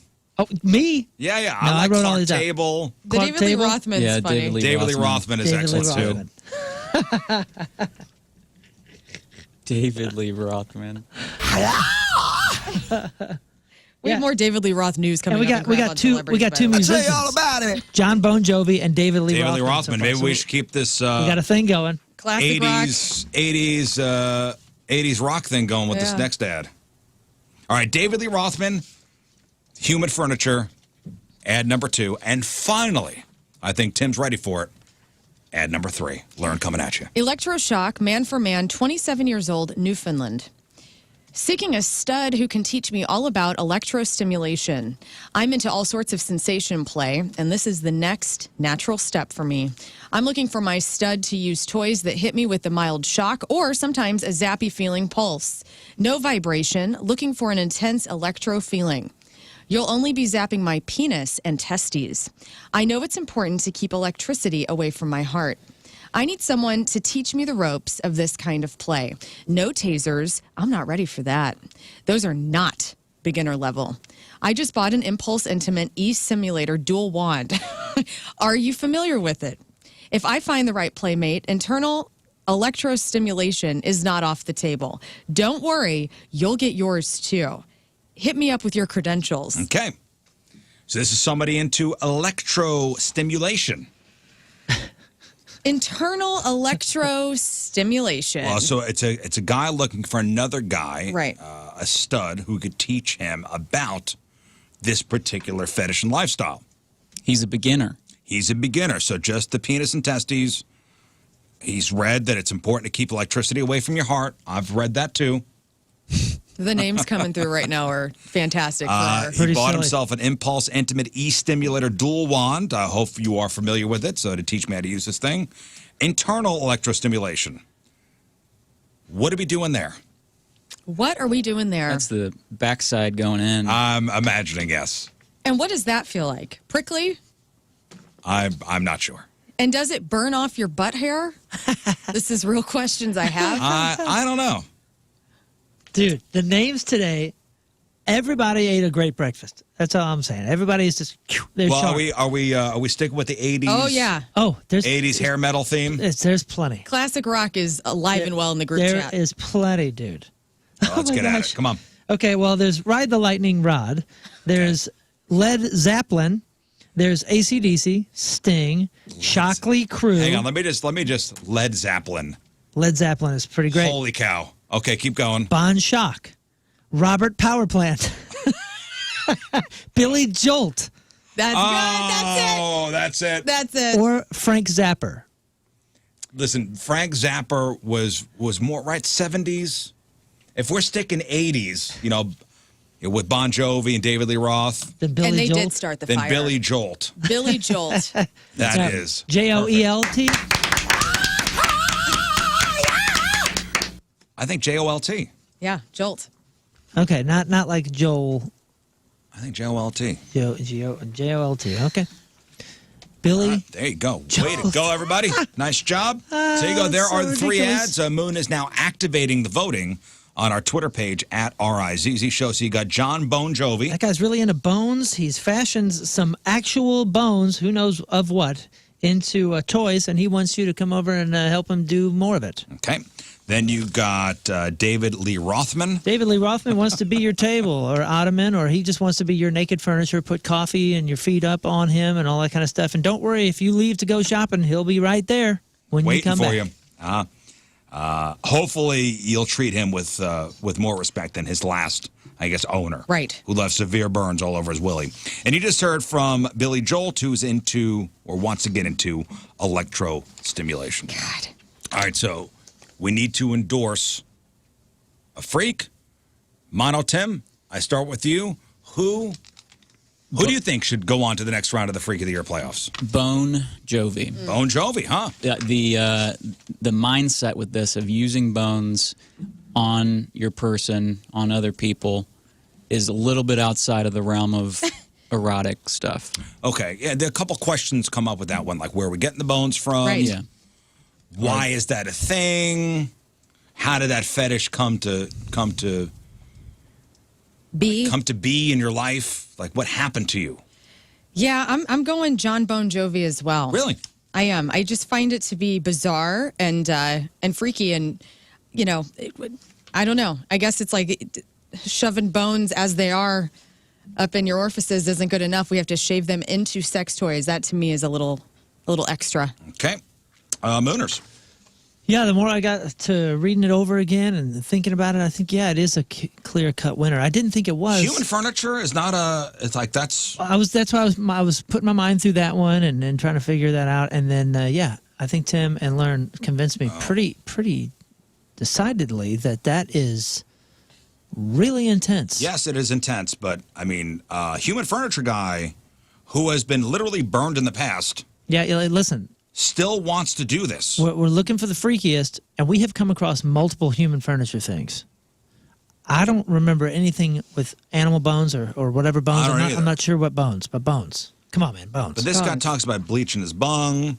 Bones. I don't know. I just can't. In my heart, it says David Lee Rothman is the guy. Really? What else about that is beating the bones? Say something. Go ahead, because I have a response. Okay, this man wants to be human furniture. Bones. Okay, but bunghole. Bones. I don't know. I'm going. Butt bunghole. I thought Billy... That's the name of the podcast today, Butt Billy Bunghole. Jolt? Billy Jolt was above That's David last Lee place Rothman. for me. You want to... Billy Jolt is last place. Bones. Last place for me, too. Electricity. Because for some reason, I don't like the ad for the Impulse Intimate E-Stimulator Dual Wad. I feel like that's like he was paid to post. Yeah, there's like toys for that There's kind of stuff. Plug-ola in this. Yeah. It's up In to so you many We got an guys. ways. affiliate link for the zappers. So it's John Bon Jovi, it's David Lee Rothman, it's Billy Jolt. It's up to you guys. Listen, we made our endorsements. That's all we could do. That's all we could do. It's up to you guys. Yeah. Vote at Rizzuto Show, and we will have the winner when we sign on Bones. tomorrow morning. All right, so after the break, Lern and Tim are on the hot seat. Emphasis on seat. Because your asses are on the line. I know. We're going to play the Rizz Show Newlywed Game. So Nude has looked over these questions, by the way. So you guys need pen and paper. Okay. I'm going to ask you guys 20 newlywed-style questions. Are we doing this now? No, we're going to do it after the break. Are you going to get winners? Well, I'll get some people on the phone, and out of the 20, so I got 20 questions. We'll kind of rapid-fire these. Okay. How many will Lern and Tim match up on? Okay, I got it. That's how they will win. Let's see. You guys on the phone, you'll play along. So out of the 20, how many will Lern and Tim match on? We've been married for 9 years, together for 13. Right, so this should be easy. Known each other So for a long I'll time. ask the question. You guys write your answers down. If you match, boom. Correct. Now, if you don't match, here's the deal. Each wrong answer is worth half a shot with the airsoft gun. So we could, if we get everything wrong, we're going to be taking some shots. 10 shots. Oh, my God. And I don't care if you get everything wrong. You won't. As the executioner, I will not do that.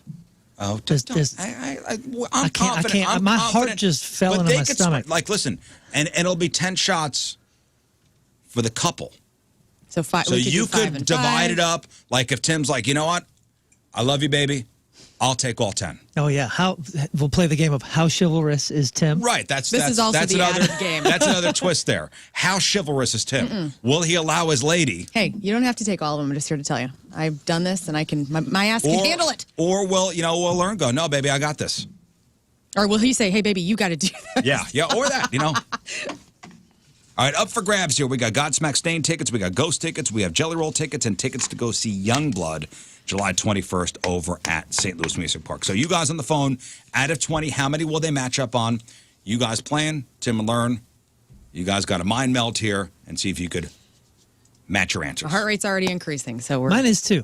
And I got nothing to do except for shoot. Who did I get up to 130 on for this All right, game? 314-624-3833 or 618-398-3833. We'll play the Rizz Show Newlywed Game next. And by the way, and Tim, you're the first here. I plan on having at some point everybody's spouse in here just to play the game. Yeah. I think it'd be fun. I can't wait for the wives and Tina to come in. Right. All right, it is 7:38. It is Thursday. Another look at your traffic and weather. Moon coming at you. Traffic brought to you by Worldwide Technology Raceway. The wildest show in racing is this Friday and Saturday night at Worldwide Technology Raceway. Formula Drift is back for their only Midwest appearance. Go to WWTRaceway.com for more info. There's a lane blocked due to a crash 70 eastbound at Jennings Station Road. On the 270 side, lane closed due to a crash 270 southbound just after Missouri D. And then we also have downtown stalled vehicle 55 southbound from Illinois 3 to 44. Those two exits there are starting to clog up there. Lots of delays. So your point forecast, rain comes to an end. Area-wide about 8 a.m. Expect a mix of clouds and sun for the remainder of the day. High of 91, low of 72. Right now it is 72 at the Point Studio. Your point forecast is brought to you by Car X Tire and Auto. Just setting up the studio here for fun and games. Tim's here. Lern's here. And we're going to play the Rizz Show Newlywed Game.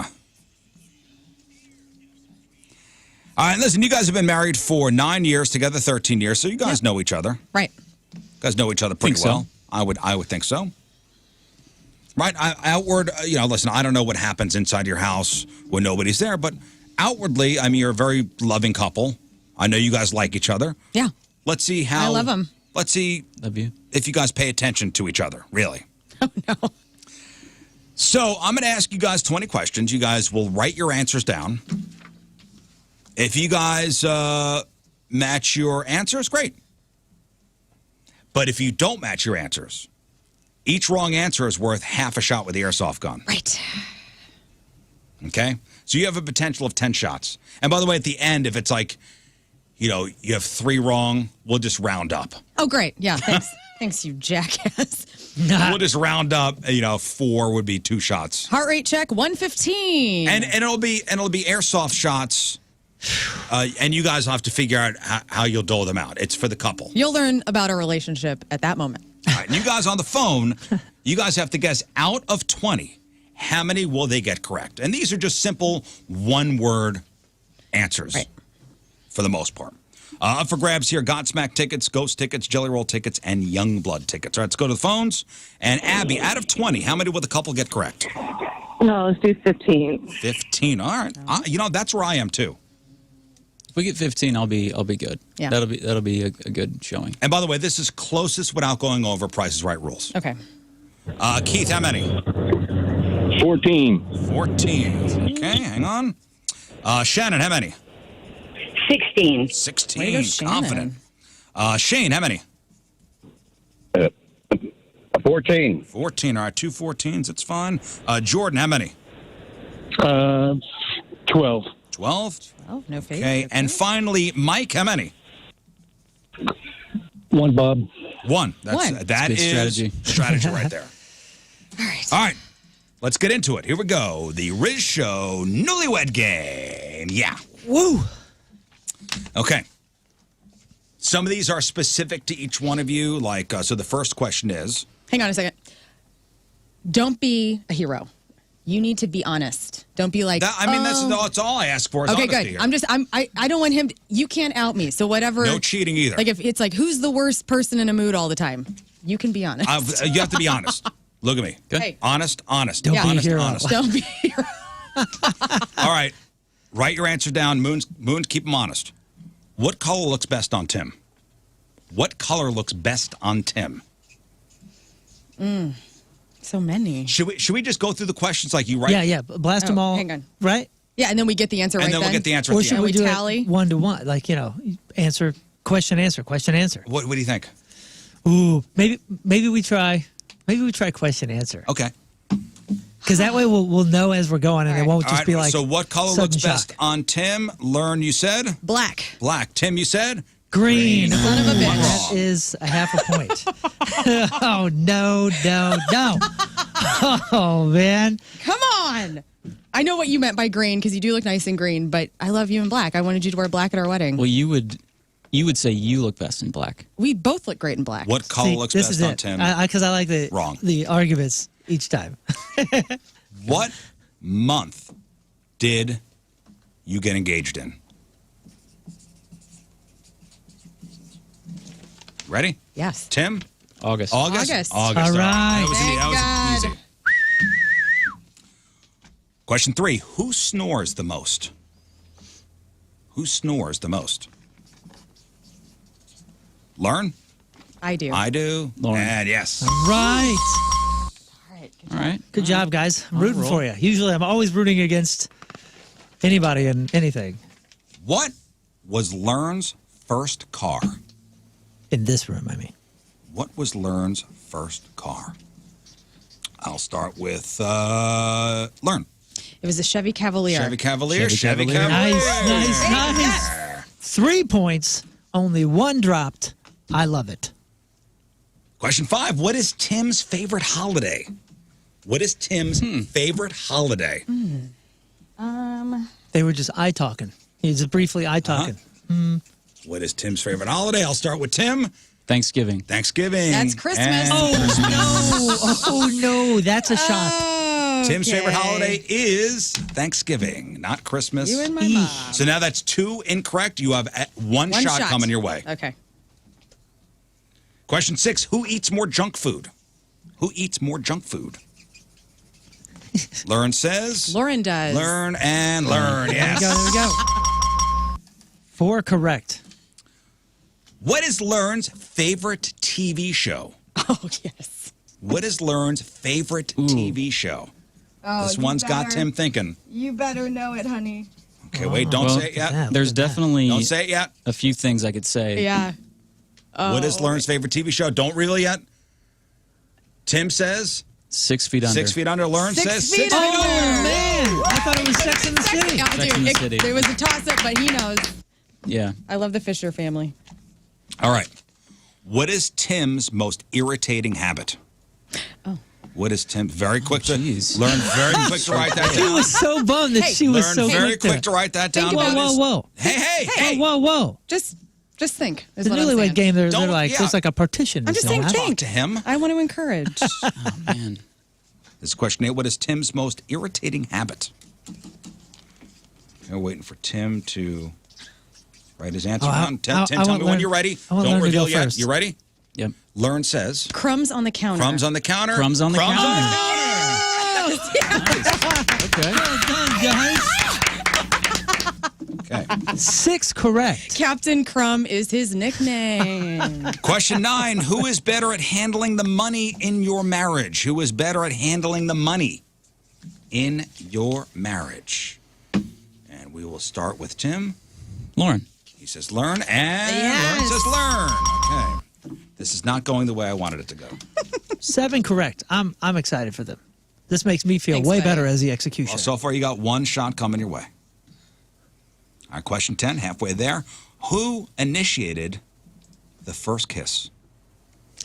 Good question. Who initiated the first kiss? Okay, tell me when you're ready. At least you get a 50-50 here. You know what I mean? Ready? Learn, you said? I did. Learn and learn. Yes. Big ol' ho. Give me those lips. 8. You did. You initiated the first kiss, huh? Yes. Where were you? We were at his house in Crestwood, and we were watching Late Night with Jimmy Fallon, and I came over and Came on to me. I came on to you. I said, "You want to make out?" And you All said, right. "Yes." Okay. I accept. All right, so question 11. Learn asks Tim to grab a treat from the store on the way home. Tim, what are you buying? Lern asks Tim to buy a treat from the store on your way home. What are you buying for her?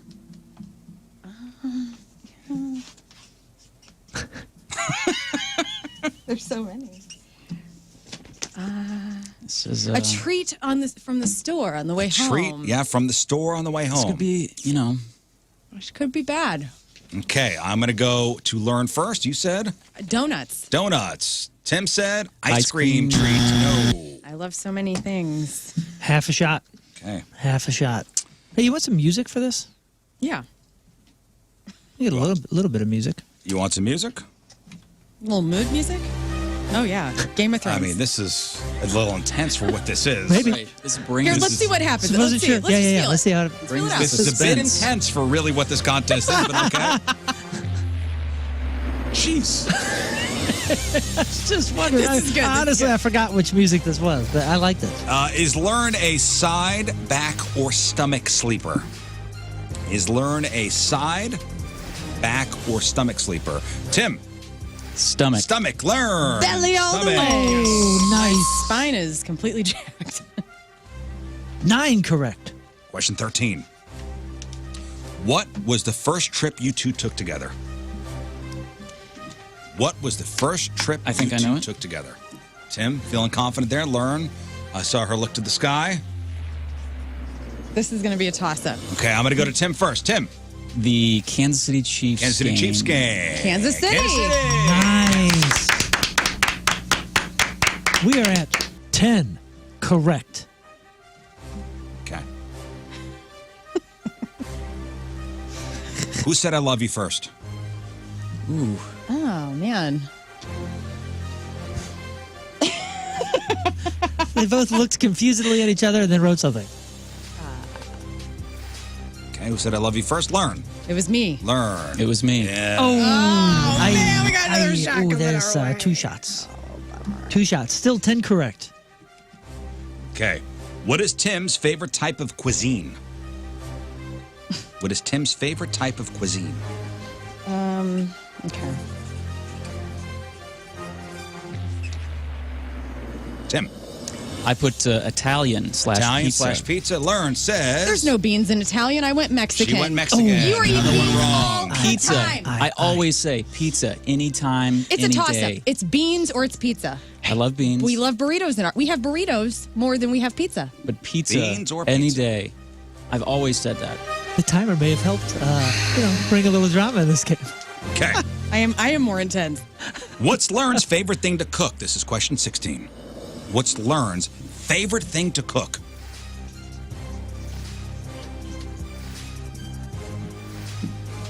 Tim. Wings. Wings. Lern. Wings. Wings. Oh, yes. nice. Okay. Whew, that could have been bad. 11. Question 17. Which one of you usually picks the restaurant? Which one of you usually picks the restaurant? Lern. Tim. Tim. Tim. Me. Tim. Tim. What do we got for listeners? Are we, as far as number wise? 3, 4. Oh yeah, how many have we gotten 1, right? 2, 3, 4, 5. You've got 6, 12 7, right. 8, 9, 10, 11, 12. All right, 12 so- correct. all right. 3 more to go. When the two of you are in the car together, who controls the radio? Does it matter who's driving? When the two of you are in the car together, who controls the radio? It's always the driver. Again, another 50-50 here. Who? Where will it go? Tim? I put me. Tim. I put Lern, Tim. Tim. Okay. Oh, nice. Good one. Who is the most likely to run out of gas? Who is the most likely to run out of gas? Lern says Me. Lern. Tim says Tim. Tim. What? No. Dang. Figured since I'm always on E. Oh. 13 correct, 3 shots. 3 shots? 6 wrong, 13 correct. Dang. Am I right? I thought we were like 2. There's the math. 2, 2.5. 3, 4, 5, 6. That's your 6th wrong. Damn it. Yeah. And finally, who is the most likely to forget to flush the toilet? Who is the most likely to forget to flush the toilet? Final question. Let's have some fun. Tim? Tim says Lern. I put Lauren. I put Tim. You know what? No, absolutely not. I flush the toilet. You know who doesn't flush the toilet? You when you're shaving your manscaping and you leave the hair in the toilet. Pubes That in the doesn't need toilet. to go down Honey. in a timely manner. That can Pubes stay in the there as toilet. needed. Gross. I agree with that. Yeah, save the water. It's not a No, waste. I go to the Conservation. bathroom and it looks like I'm not even gonna say what I was. Well, 1, 2, 3, 4, 5, 6, 7, 8, 9, 7 10, 11, wrong. 12, 13. So you got 13 correct. 7 wrong, and we said we round up on the half points. It's 3.5. Yeah, so you get 4 shots. So we coming get your 4 way. shots. So well, how do you want to do this? You want to do 2 Well, and first 2? I want to say congratulations to Jordan. Jordan won. Jordan. That's good. Congratulations, Jordan, who picked 12. So you got 4 shots coming your way. I don't know how you want to divvy them up. I would take all 4. No, let's do 2 and 2. Or I'll do 3, you do 1? Let's do 2 and 2. 2 and 2. Okay. 1 on He each cheek. decides. I think you should kind of switch back and forth, if you ask me. Like switch. executioner needs to know how are we doing this, because I am Ready to And go. ready. Okay. So I think you should both line up, and then we'll go back and forth here. Now, Tim, you've never taken a shot before with the airsoft gun, and you're I've like, not. are they playing it up? Well, you tell us. Yeah. I think you guys have been playing it up as Okay, far as well- response-wise. Let's see. Get ready for it. Feels like a big needle in your ass. Yeah. There we go. Woo, boy. Get up against the get And against. sometimes he shoots us in the Scoot, leg. scoot a bit to the right. One step to the right. What are we doing here? What are we doing here? They said 2 and 2. 2 and 2. So you want 1, 2, 1, 2? No, I think you should switch back and forth. Okay. Hey, can you maybe do one cheek for both of us? Oh yes, I shall right, go alternate ahead. cheeks for you. Let's Hey, get this hey, done. Tim, Tim's got to leave it for 8. Get your We're booty 4 out minutes. a little bit. You gotta Yeah, got shake loose that- pants here. Yeah, get that booty out a Loose little bit pants. more. Ready? Aim! Fire! Okay, that's Learn 1. No, that was Tim. Tim. Oh!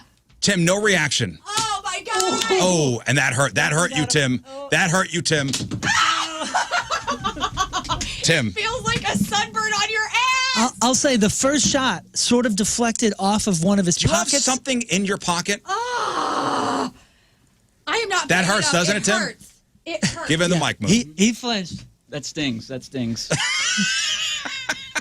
My heart rate's up 130. Oh my God. Yeah, that's going to leave a welt. You can Yeah, feel that hurts, welt. doesn't it? Mm-hmm. Now imagine taking like 4 of those. Yeah. I like you trying to be brave. It's okay. Boys cry. Okay. All right, you guys did very good. Somebody said the questions were too easy. Whatever. Yeah, right, dude. That's know. four shots. Those 50-50s are hard because it's literally a toss-up. Like these questions came from the Newlywed Game. You jerks. Right. Well, Tim, hey, time to go to work, buddy. Thanks. Always good to Appreciate see you, Tim. Sending me off with a sore ass. Go to AmeriCorps with a sore ass. That's right. Yeah, that's how we lead Hey, every day. Plug AmeriCorps socials and stuff. Yeah. Anyone interested, we're a nonprofit. We thrive on community support. If you want to learn more, it's acstl.org. That's acstl.org. Thanks. Awesome. Thanks for having me. Hey, Tim, love you, buddy. Thank you for Thanks being coming. here, man. Love you guys. I love you too. Love you. And yeah, you guys going to make out? We'll go to commercial. All right. All right, 8:06. We got crap on celebrities after the break. Another look at your traffic and weather.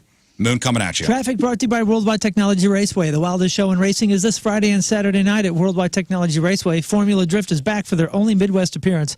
Go to www.raceway.com for more info. There are a lot of delays and increasing delays 70 eastbound between 270 and Lambert International Boulevard. The average speed is down to 20 miles an hour. We also have a lane closed due to a crash 270 southbound after Missouri D.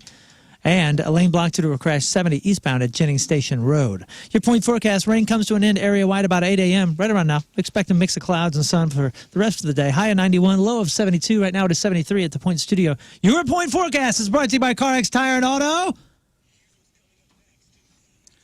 All right, what do you got for us? All right. Well, we're going to talk about Anthony Michael Hall, something that I had no idea, and I doubt you do either.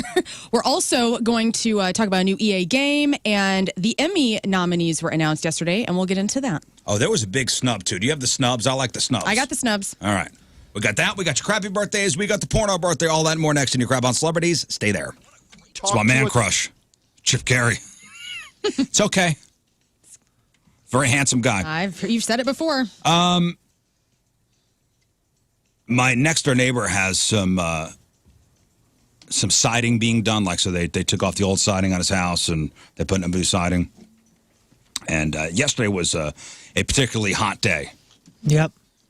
So you had, guys on ladders out there in the sun, some guys on the roof kind of doing that thing too.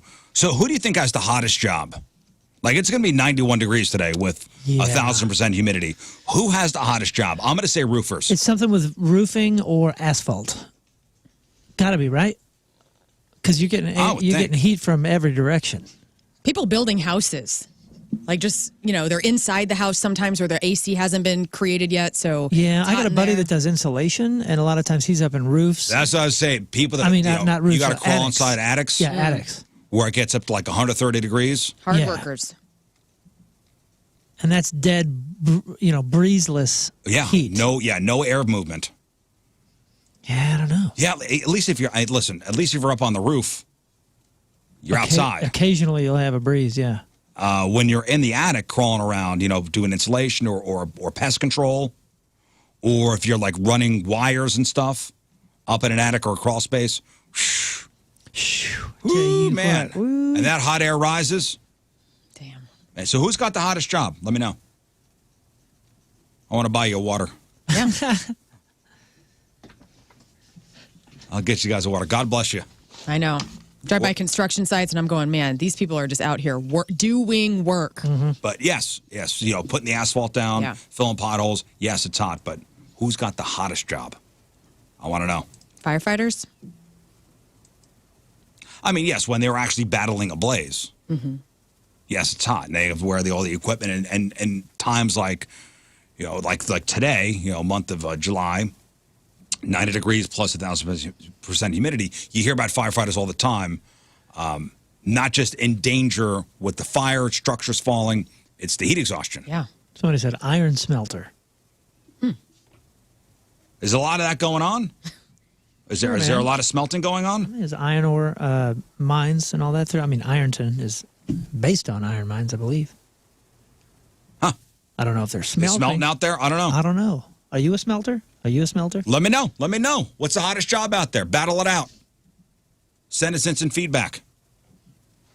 All right, today is July 13th. Back in the day, 100 years ago today, the Hollywood sign is officially dedicated in the hills above Hollywood, Los Angeles. It originally read Hollywoodland. Mm-hmm. You ever see the old-timey pictures that said Hollywoodland? But the 4 last letters were dropped after renovation back in 1949. Usually on the list of underwhelming attractions. I disagree. The Hollywood sign. I was so excited to see it. Like, I remember going to L.A. for the first time. My mom and I, we rented a convertible. We get up in the Hollywood Hills, and I'm like, I want to go as close to that sign as I possibly can. So we're like driving up around all the mansions and stuff. And I was just so excited to see it when I saw it for the first time. I think for me, when I saw it the first time, I went, there it is. Okay, next. Yeah, I had a friend that lived up there, like right by it. And it was, I remember the first time I was in the area and saw it from a distance. I was like, hey, that's cool, right? That is freaking cool, man. I've seen this in pictures and so many different angles. Now my eyeballs are seeing it. After that, it was nothing. Yeah, all right. Yeah, all right. But it is cool the first time you see it. I mean, for a Midwestern, for a Midwestern kid, has been seeing it in pictures and pictures and pictures. And then you go, oh yeah, it's just everyday life for these people. Right. 39 years ago today, 1984, the classic Muppets Take Manhattan hit theaters. The best. One of the best. Is there a bad Muppets movie? No. And if you say Muppets from Space, you're stupid.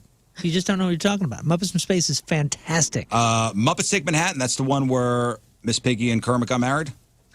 There is... Somebody's getting married. Was that movie? Guys, I never watched any of the Muppets movies. Oh, dude. Man, you missed out. I know. Missed out. They're great. I mean, they're still worth watching. 100%. The Great Muppet Caper. Start with Muppets Space. It's silly. It's Muppets Take Manhattan. I think you could jump in there and be very satisfied. Do they have human cameos? Oh yeah. Yeah. That's kind of what they're based on now. Back then they did as well. So Muppets Take Manhattan has an 84 Rotten Tomatoes score. Oh, I'm wondering what. It's a classic. Let's see the rest of them. 38 years ago today, 1985, 1.5 billion people either watched or listened to Live Aid, the international rock concert in London, Philly, Moscow, and Sydney, raising $100 million for Ethiopia's starving people. 33 years ago, 1990, Ghost, starring Demi Moore and Patrick Swayze, was released. 29 years ago, 1994, Tanya Harding's ex-husband, Jeff Gillooly, sentenced in Portland, Oregon to 2 years in prison for his role in the attack on Nancy Kerrigan. He only served 6 months. 15 years ago, big story here in St. Louis, 2008. Brewing company InBev announces a deal to buy Anheuser-Busch for almost $52 billion. Dude, there's some Muppet movies, and I'm a fan. There's some Muppet movies I didn't know existed. 2014, Muppets Most Wanted. Ricky Gervais, Ty Burrell, Tina Fey. Okay, yeah, okay. I remember that came out. Well, I remember when the Muppets movie came out in 2011. Jason Segel. Jason Segel directed that. Amy Adams, Chris Cooper. That's a 95%. Yeah, that was good. Rotten Tomatoes score. That was good. I watched it. Muppets Haunted Mansion 2021. Didn't know that existed. 71%. What was the one they were in the museum? There's a Muppets Wizard of Oz. Didn't know that existed. There's a It's a Very Merry Muppet Christmas Movie. There's Muppets Treasure Island. Am I thinking of the Muppets when they were in the museum? They got trapped in the museum at night, like the Pharaoh. I don't remember that. The Ah. Treasure Island one has Tim Curry, Kevin Bishop, and Billy Connolly in it. Yeah. And 10 years ago today, in 2013, Corey Monteith from Glee was found dead of a drug overdose in his hotel room in Canada. He was 31. And that's what happened back in the day. Which one am I thinking? There was the Pharaoh. I'm looking at it. Let's see. Muppet Movie, 1979. Great Muppet Caper, 81. Christmas Carol, 92. Dude, I'm not seeing it here, Lloyd. I could be thinking of something else. All right, time to find out what's going on in the world of music and entertainment with your Grab on Celebrities. And it's brought to you by Bright House Plumbing. Call the best, flush the rest. BrightHouseCo.com, 636-600-0188. Foo Fighters guitarist Chris Shiflett's going to be releasing a new solo album titled Lost at Sea on October 20th. You can check out a video for the single Damage Control on YouTube. Chris Shiflett played Songs for Soldiers in Columbia, Illinois a few years ago. And I mean, I love the Foo Fighters, so I'm a little biased, but man, his solo stuff is super good. I've never heard. He's the best, dude. Stuff. We toured with his band called Jackson United, and he's just the most, the whole band is, but he's just the most down-to-earth, like, just good dude that just enjoys his life, loves writing songs, loves being a part of it. He's just like a genuine guy, and his music reflects it. And he was in Me First and the Gimme Gimmes. I think he did that for a minute too. Yeah. You talking about Before Foo? Before Foo. Before Foo, he was in another punk band. Not Sunny Day. No, that's Sunny Day the Real bass Estate. player. That's the other guy. No, Chris was in not No Use for a Name, but oh shoot. Yeah, I'll think of it. But that dude Great rules. We like to stay in touch with David Lee Roth, and he he has his dancing shoes on again in a new video. This time he's grooving to Jamiroquai's Canned Heat. He thinks he's Napoleon Dynamite, I guess, but he captioned the video, "Vote for Pedro." So Dave is like channeling 2000s with this video, and the guy is just lit. We need David Lee Roth to be the social media director of this show. Like, the dude is bringing out dancing videos. He's playing hide and seek with people on his property.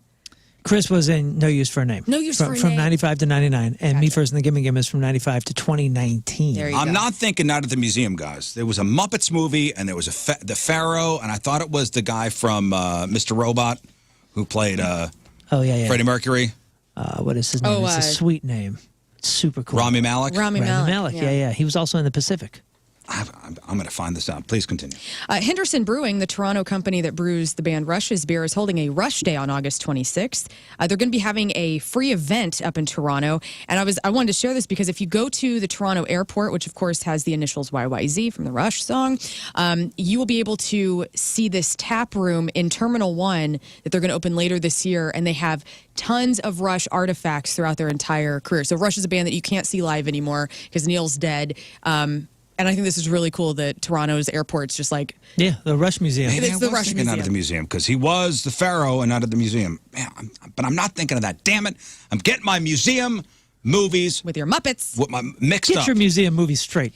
Guys, Anthony Michael Hall is a dad now at 55 years old. His wife gave birth to a baby boy last month, and his name is Michael Anthony Hall II because Anthony Michael Hall's real name is Michael Anthony Hall.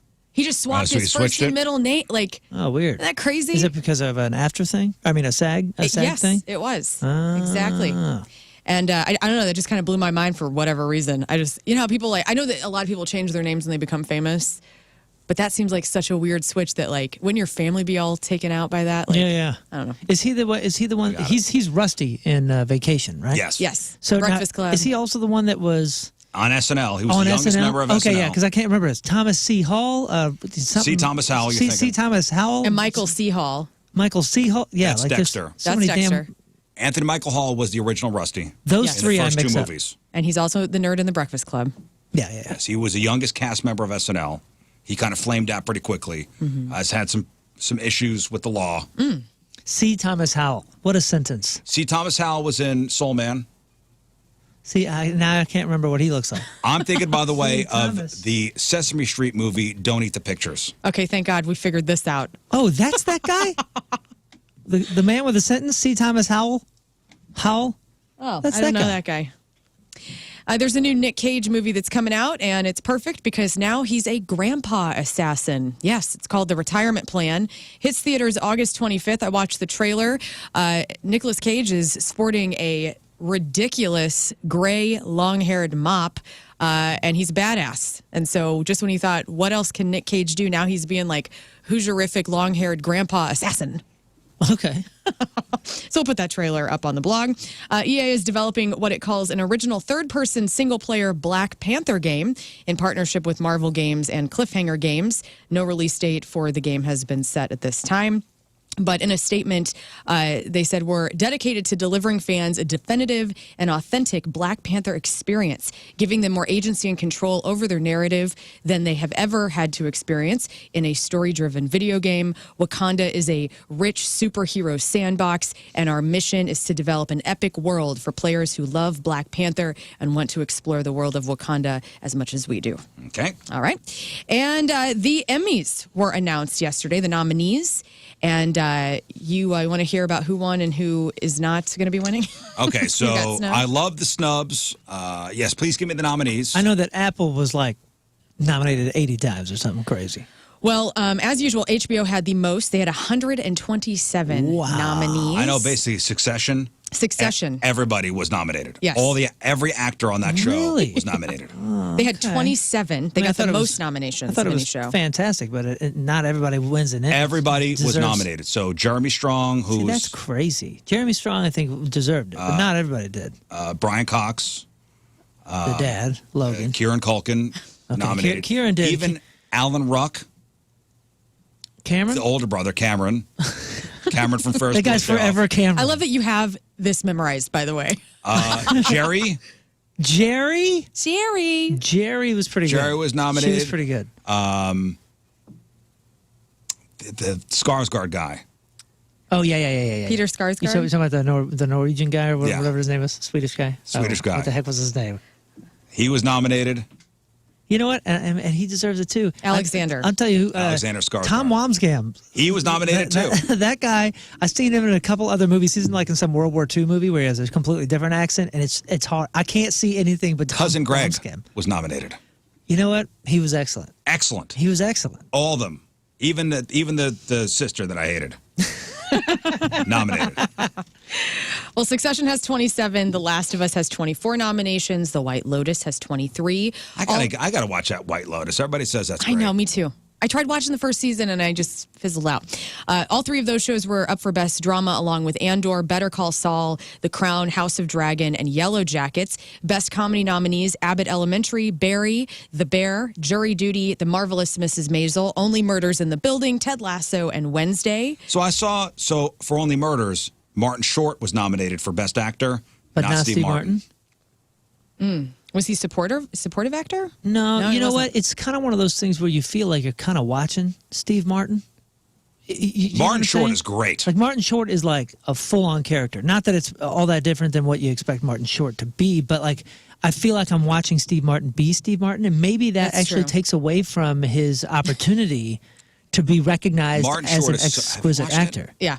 It's great. Steve Martin is Steve Martin in everything he's ever been in, but it somehow works because I think he is he could be in any situation. Like, I think of him in Father of the Bride and then Murders in the Building, and he's still kind of the same guy. Yeah, yeah. Martin Short plays different kind of Martin Short's different characters. But Steve Martin, I mean, if you watch like The Jerk or is it Bowfinger or a couple one of those, like he's definitely he's a good actor. Like the dude's a really good actor. Three Amigos. Yeah, yeah. Even when he's not being Steve Martin, Steve Martin, dad from Kirkwood, like in Parenthood. Yeah. You know that's in Kirkwood? Yeah. Oh, okay. Yeah. You wanted some snubs? Yeah, what's the big snub? Well, I don't know what you consider the big snub. Is it oh my God. Yellowstone. It's Yellowstone. Nominated for nothing. Which is crazy because everybody's talking about Yellowstone. Probably the most talked about show was not nominated for anything. And what if they just didn't campaign? Well, that could be it too. And also all the Kevin Costner drama that's like unraveled in the last 6 months. Well, he wasn't nominated for Best Actor, was he? Let me look up Best Hey, you know what? I'll Actor. put this forward, and I don't know anything about this. I'm just pulling this out of the backside. Remember there was like a Paramount and Peacock, and I can't find this here and this. It doesn't have like a network necessarily like swinging bats for it. And a lot of this stuff, sad to say, is it's a campaigning thing. If you read any of the trade magazines, it's for your consideration. They have all these ads. Yeah, it's a campaign thing. So HBO Max, whatever we're calling it now, and Apple and all that, like they're campaigning for their products to be seen more because the response is more people are going to watch these things. There's a lot of politics to it, but where was Yellowstone? I mean, Yellowstone was kind of like it was being not but kicked it's the around. most talked about. But again, show. who's campaigning for it? Is it Peacock? Is it NBC? Is it Paramount? Or who the hell owns it? Well, and also Kevin Costner wasn't even campaigning for it. Right. I bet you a lot of that has to do with that With his political men. Maybe, but that's the biggest show on TV is not nominated for anything. I'm watching it. It is it's scenery porn. It's landscape You are porn. slowly, like how we always joke about King Scott looking like he could be a character on Yellowstone. Like as you're watching it, you're slowly wearing your cowboy hat to work a little bit more. Man. Well, Also, Shrinking. Everybody in the world has told me about Shrinking. Harrison Ford wasn't nominated, which is a massive snub because it's Harrison Ford. It's a great show. Great show. Jason Segel nominated. So was the other shrink, the black woman that works in that office, who's awesome. She was nominated. The show, I think, was nominated for Best Comedy. Best Comedy. I thought it was good. It was not. Oh, it was not. Yeah. I didn't think it was Emmy stuff.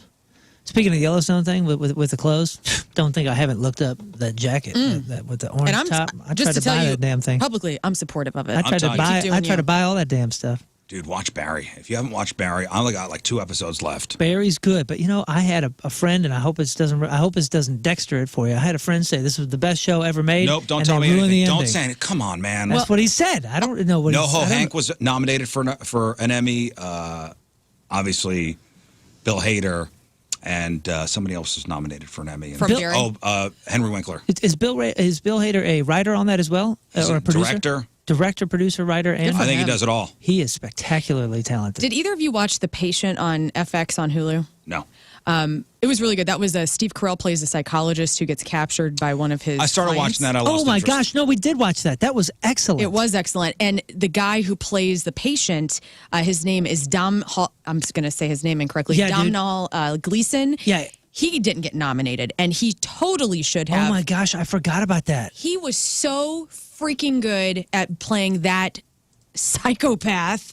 And so that was another snub. Also, Christina Ricci from Yellow Jackets didn't get nominated. House of Dragons, Patty Considine did not get nominated as well. And then there were a couple more snubs. You know this guy. He was Star Wars. Oh, yeah. He was so good. He was spectacular. That guy definitely deserved it. I forgot about that. And I'll tell you what, Carell was amazing. Yes. Carell was amazing. That Let me show see is, if he got is worth nominated. it. You got to watch. If you haven't seen that, you're looking for something that I mean, I think it's going to be 2 seasons. You like here. thrillers? Like, it's a thriller. Dude, it's heavy. That was one of those that we were like anticipating every night to watch. Well, I think I got the hottest job here, by the way. Ask for that. Oh, yeah. John sent us a message. He works in a foundry, and I guess he pours. Working in a foundry as a melt pour on I don't know if this is a typo, on arc air. And the part is preheated to over 500 degrees, 10 years of doing it. One summer we had 4 thermometers break by going through the top. Dang. Holy cow. A There you go. foundry. You win. Anyway, those are the snubs that stood out. And that's your crap on celebrities. Celebrity celebrating a birthday today, Stephen R. McQueen. That's Steve McQueen's grandson. Played Jimmy. He played Jimmy in Chicago Fire. He's been in a couple other things, Vampire Diaries. He's 35. Michael Mando, that's Nacho Varga on Better Call Saul, is 42. Ken Jeong is 54. Spud Webb, former NBA star. He won the slam dunk contest in '86. Do not forget it, even though he is my height, 5'7". Spud Webb, 60. Tom Kenny, SpongeBob SquarePants, 61. Cameron Crowe is 66. Michael Spinks, that's brother of beautiful Leon Spinks, is 67. That's right. Daphne Reed, the second Vivian Banks on Fresh Prince of Bel-Air, is 75. Tony Kornheiser, host of ESPN's Pardon the Interruption. He also did Monday Night Football, but he left the show. Do you know why? Didn't want to travel. Scared to fly. Scared to fly and realized he was flying all the time and said, I can't do this. 75. Richard Cheech Marin is 77 years old. Harrison Ford turns 81. And Roger McQuinn, the Byrds lead singer, is 81. Oh, and don't forget to mention, I believe this is a Sir. Is it not Sir Patrick Stewart? It is. If it is not, it should be. Professor Xavier and Captain Jean-Luc Picard. Patrick Stewart is 83 years old. I believe it's Yadier Molina's birthday today, too. Oh, what? I looked that up. How did I not have that on my list? Today's porno birthday, which is being brought to you by Patricia's, where fun and fantasy meet, is Madison Scott. Today's birthday girl has been in 259 fine films, including Baby Got Boobs 2, Big Wet Butts 4, Broke Down Bitches 6, Love in an Elevator, Naughty Athletics 5, Paper Trail Bitch, Ripe Melons, and who could forget her role in 2009's Sideline Sluts, Cheerleader Confessions. Madison Scott is 34 years old. That's your porno birthday. Those are your crappy birthdays, and that was your crap on celebrities. How's that song go? Is that... Living it up when we're going. We'll see that in October, baby. It's Aerosmith. Is it Yanni's birthday today? It is. Oh, I don't know. Oh, happy birthday. Happy birthday. He's 42. Yadios. Yadios. Going to commercials. News next. 8:39. Thursday, another look at your traffic and weather. Moon coming at you. Traffic brought to you by Worldwide Technology Raceway. The wildest show in racing is this Friday and Saturday night at Worldwide Technology Raceway. Formula Drift is back for their only Midwest appearance. Go to www.raceway.com for more info. Lane is blocked due to a crash 70 eastbound after 270. Then also we have a lane closed due to a crash 270 southbound after Missouri D. And, oh, good, that just cleared on 70. Still downtown, there's a stalled vehicle 55 southbound at the 44 exit. Your point forecast, rain comes to an end this morning. Expect a mix of clouds and some sun for the rest of the day. High of 91, low of 72. Right now it is 74 at the Point Studio. Your point forecast is brought to you by Car X Tire and Auto. Somebody asked about Bev and Bob the other day. Their anniversary, I thought somebody had pointed out. Oh, really? I think so. Like earlier this week, Are like they maybe still Monday. cranking out videos? I haven't checked in a while. I got to check after the show today. Hey, question. How many lights do you hit on your way to work every day? Lights? How many lights? Like red lights or just like... Lights. Like traffic lights. Let me count. Let's see. Yeah, let me do a little... Probably like 10 1, to 12. 2. I go out of my way 4, 5, for a couple blocks to 6. avoid them. Do you? Yeah. I mean, I have one on... No, 2. 2, 3. Dude, Clarkson's just nonstop lights. Right here. Oh. On Olive, it's 1, 5. 2, 3, 4 when you get off 270. Yeah. Well, 2 and the 271 if you're coming Oh, from- 270, so that's so 5. So it's 5 for me. Oh, so you only hit 5 lights, so nothing. So you're clear sailing on the way? Clear. Well, clear because I avoid two potential ones from just kind of going the back way There's out the of one block. here that if you hit it when it just turns red, it takes forever to change. Yep. Yeah, no, Ever to change. stop signs and yields, it probably doubles. There's one, what is the school that's right there off of Clarkson and Chesterfield? Is that, starts with an M, I think. Marquette? Marquette. So there's a, like at 4 in the morning, I passed Marquette, on my way to work. And the other day, that light, there was nobody around. It was red. And I mean, I sat there and then I finally I'd stopped. You did it? Screw it. I can't. paused completely. I can't do it. So- I stayed for 2 minutes. If you've ever been stuck at a red light that never turns green, I'm talking about the ones on sensors, not timers like normal. It's unusual. Well, it's usually because the sensor doesn't know you're there. Mm-hmm. And there are a few things you could do that could trigger it. Like, I know the light here turning into the parking lot at the radio station. Spectacular. That's on a sensor. Spectacular. It is. So when you pull up, it changes. It is excellently done. The one on Airport Road when you get onto 40 going 40 going east. That's also on a sensor. Great. But there are a couple things you could do if you have one of these lights on a sensor. You could trigger it. First, they say pull up a little bit. That's the obvious one. But here's how it works. Most traffic lights with sensors have wires buried in the pavement called induction loops. And you have to be right on top of them. And it's also possible you pulled up too far. You can see where the cuts are.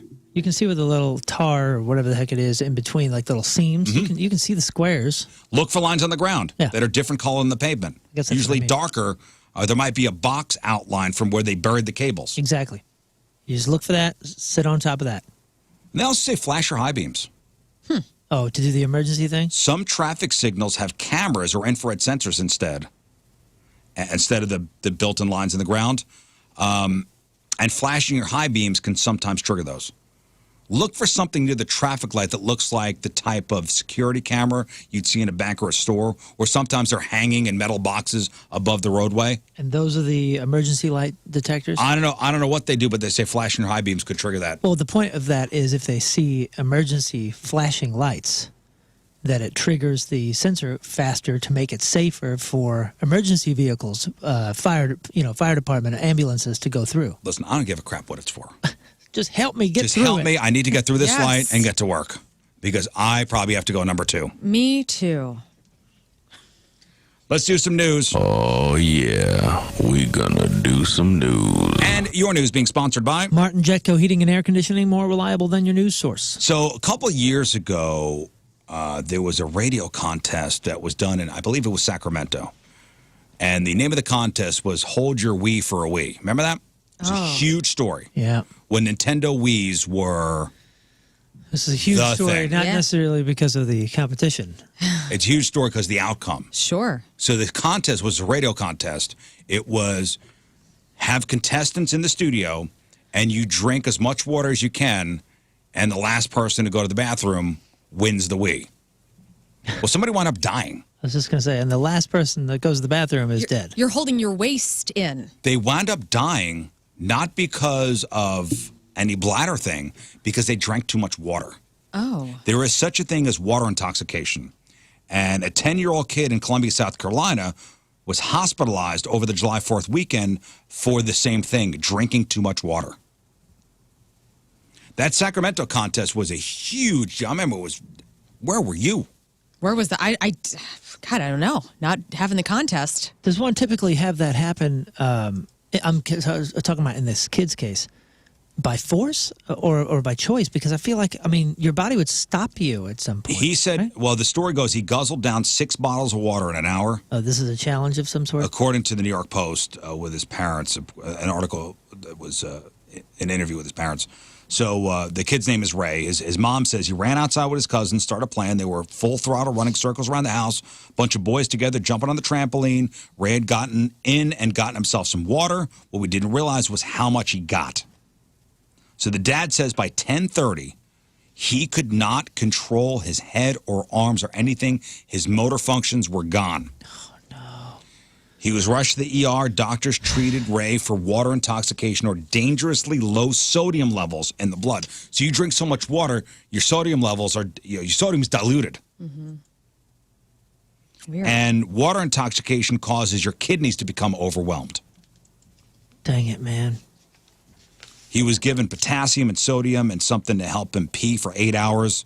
He's okay. He made a full recovery. But He that could be- did? Oh, okay. He's fine. God dang I it, thought he man. died. I thought he died too. No, I didn't say you're anything killing about me, dying. man. You said you could die. I said you could die. He didn't. Oh. I don't know what you said, but my interpretation is your fault. Yeah. No, he I was did Googling, not like, die. Dead from a Wii. No, the person in Sacramento died. Right, the Right, the woman. competition. The woman. Okay. Yeah, that's my fault. I'm sorry. Scared me though, man. Let's pick this up. We're picking up the show. Yeah, man. Yeah, he's fine. A Charles Manson follower convicted in 2 killings is now out on parole. Saw that. 73-year-old Leslie Van Houten was freed on Tuesday after spending more than 5 decades in prison. She was sentenced to death for the August 10th, 1969 murders of the LaBiancas. She was sentenced to death. So she was in that gray area when California then overturned the death penalty in the state. So she was, her death penalty sentence was turned into a life sentence, and now she's out. Wow. Lucky her, right? That's all luck right there. Man. Now she's out.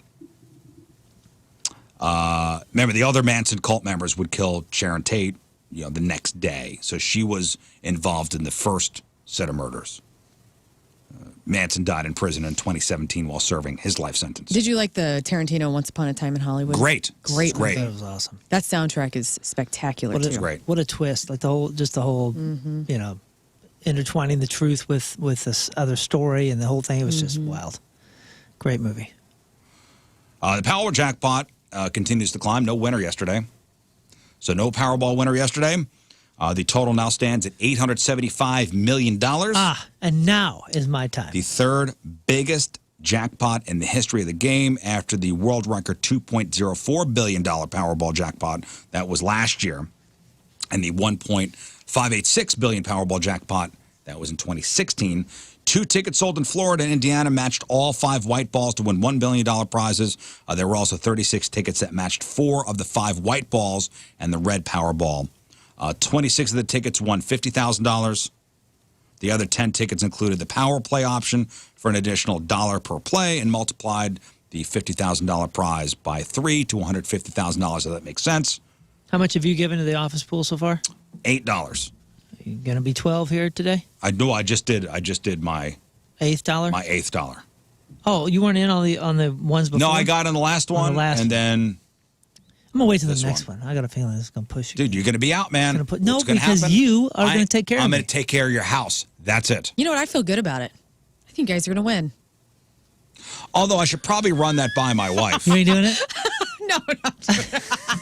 So I don't know how many people played in the office pool here. So let's say 875 million divided by however many people are in the office that played in the pool. Divided by half, divided by... I don't know if I have enough to take care of your house, buddy. I'm going to be honest with you. 875 You made a promise. But that this is how it goes. That was the last jackpot. On record, this is how it goes. That was the last jackpot. It's all bets are off now. This is even more. Yeah, What the hell sense are you making? You are You'd get crazy. about 73,000 before taxes. Or 73 million, I'm sorry. 73 million. Yeah, you got my house, brother. Come on, man. You got a couple of moons. Listen, I'll tell you what, if I win, I will pay off your house. I'm not going to pay any guarantee. I'm not going to guarantee I will anything. guarantee I probably got to run it if by I my win, wife. I will pay off your house. That's a fact. You know, I just want your friendship. Both of you. I just want your friendship. Well, his friendship's going to be harder to get if he gets the billion, because he ain't going to be here no more. If you guys became, multi-millionaires, you guys are so fun. You'd have fun events that you'd be inviting your community to. And I would hope I'd be invited to and that would be enough. Just a new water slide park in the backyard at Moon's, man. Yeah, well, yeah, that too. But you know what it would be? It would be like our little your husband's Montana trip that he was talking about. Like that's what we were doing. Sleeping in tents. Yeah, come on, 6 let's weeks. go. Get the hell out of Let's here. rough it. Let's rough it. All right, let's say we win. Okay, fine. You got my house like you promised? I'll already? pay off your car. My car? That's almost paid off. Maybe I'm going to move. Huh? Maybe I'll move, What? and I'm going to move into this place. Unique homes are trendy, right? Mm-hmm. And this definitely fits the bill. Only downside, you have to live underground in the middle of nowhere in Nebraska. Oh, I was going to say, you sounded like you're talking about the Earth ships out in New Mexico. Last year, a YouTuber, Andrew Flair, bought an old nuclear missile silo about 50 miles outside of Lincoln. And I looked this up. His plan was to flip it, and now he's done renovating. He paid $550,000 for it last year. Recently put it on the market for $750,000. That's a lot to live in small-town Nebraska, but he's advertising it as an opportunity to own a piece of Cold War history. Also, it was built by the Army Corps of Engineers to withstand a nuke attack, so there's the prepper angle to it. Remax is handling the sale and says several potential buyers have already reached out. Now, here's what they'll get. It's got just over 1,200 square feet of living space, so it's not big. But there's also an unfinished lower level that's the same size. He says it has endless possibilities. The entire living space is actually in the old control room where they would have launched the missile, but you could get to the silo itself through a tunnel. Oh, good luck, man. You know what I want to do? The bottom of the silo, by the way, is filled with water. It looks like you put a little raft down there to paddle around. So it sounds, kind of fun. I was on TikTok yesterday, and somebody was sharing Robert Downey Jr. lives in one of these eco-friendly homes that you can build, and I guess it's a company called Benishells, BINI shells.com. And it looks like the Flintstone homes, but they're completely eco-friendly, mansions. See, that looks sick. They're so cool. And his house is stunning, and he doesn't have a lot of, sharp edges. Everything's curved. Yeah. Even his couches and stuff. You looking at the missile silo? I'm looking at the missile silo. Look at this thing. First of all, have you guys watched the show Silo? No. It's got it's got a pit in the bottom with water, just like this. I mean, this is what it looks like. This is living in the movie. I mean, in the show Silo. Yeah, now, the living space. It's small. Here's the living space. It's 1,200 square feet. It's like bunk beds. Everything's in the same kind of room. But what's the remodel? All I did was put not great furniture in there. I guess plaster the walls. Well, I don't know what that is. It looks like water is about to crash down. I don't know. It comes furnished. So there's only one bedroom, one bathroom. It's a 3/4 bath, so a toilet, a sink, and a shower, no tub. Comes furnished with an oven, fridge, microwave. He also added some amenities like a foosball table, a popcorn machine. But I'm rooting for you. A big wall to hang all your guns for the zombie apocalypse, I guess. Oh, I'm rooting for you, but this sucks. Look at it. You got these cables that are, cables that are hanging from the ceiling that goes across. $750,000. You could do a lot more with this. And by the way, this says that it's $550. So is this the previous one, and then now he's redone it? I heard that he bought it for $550 and he's selling it for $750. I see. Okay, so this is what it used to look like. Oh yeah, the renovated version is a little better. There's also a projector with a big screen. You have Wi-Fi if you set up a Starlink satellite dish outside. Comes with 6 acres, so 6 acres of land. From ground level, you barely know this missile silo house is there except for a concrete entryway. The address is 1200 Silo Lane. There you go. If you want to live in a missile silo in the middle of Nebraska, there you go. Dreams come true. Okay. Yeah, because okay, here's what it looks like now. Because I was like, that house sucks, but this looks good. This is cool looking. This actually, it makes it look like there's walls. It's a black ceiling, so it doesn't feel like it's just like crashing down on top of you like it did with that last one. Minimal rust. Yeah, I mean, God dang, that looked terrible before, but he bought it for $550. He's flipping it for this. It looks a lot nicer. That's pretty cool, but good luck. Look at that. This is what it looks like. This is what it looks like from, like, if you were to cut it out. Cut it out. Yeah, that's how deep it is in the ground. That's a bunker. That's wild. Yeah, you got to be a psycho to buy that. I love the cave homes too. You see people build their homes in the side of caves, and they have like an entire build. I mean, they let the walls of the cave be the walls of like their bathroom.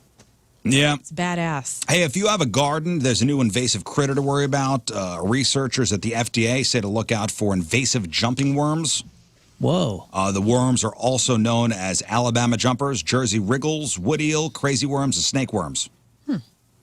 The squiggly ones move like snakes and can jump up to a foot in the air. No thanks. They're described as earthworms on steroids.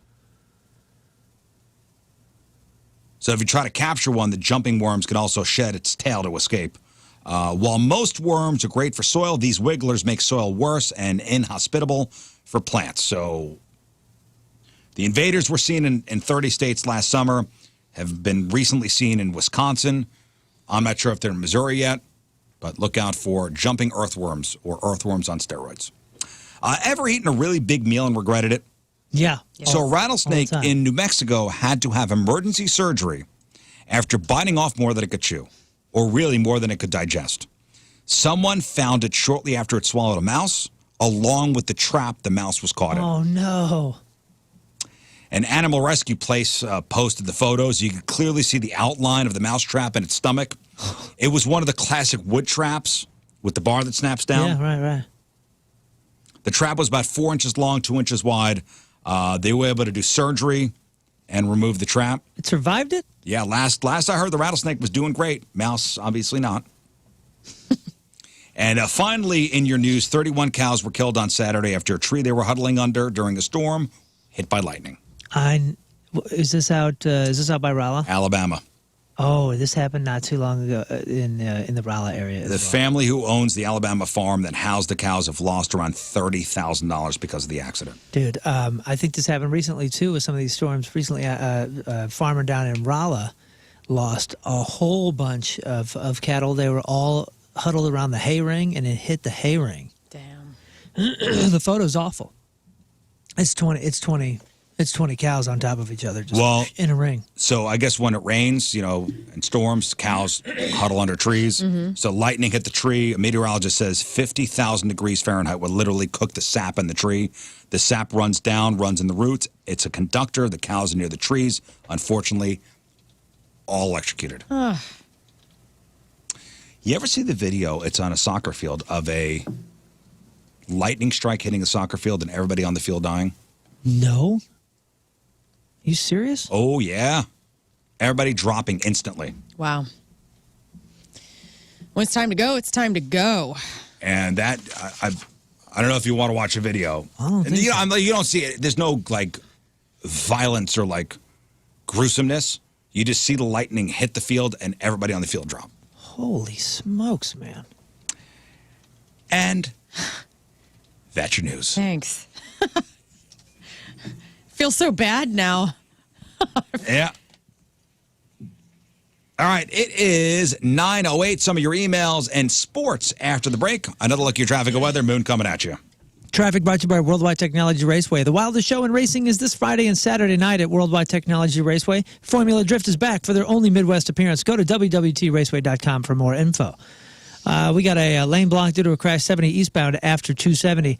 Also, more delays are piling up there 70 eastbound between 270 and the St. Charles Rock Road exits. Average speed is down to 15 miles an hour, so prepare for that. Lane block due to a crash 170 southbound just after Brentwood, or right at Brentwood, since I guess there is no after Brentwood on the south end of that highway. Your point forecast: rain has come to an end, most likely in all the areas. Expect a mix of cloud and sun for the remainder of the day. High of 91, low of 72. Right now it is 76 at the Point Studio. Your point forecast is brought to you by CarX Tire and Auto. Yeah, happy National French Fry Day. Nice. Or is it tomorrow?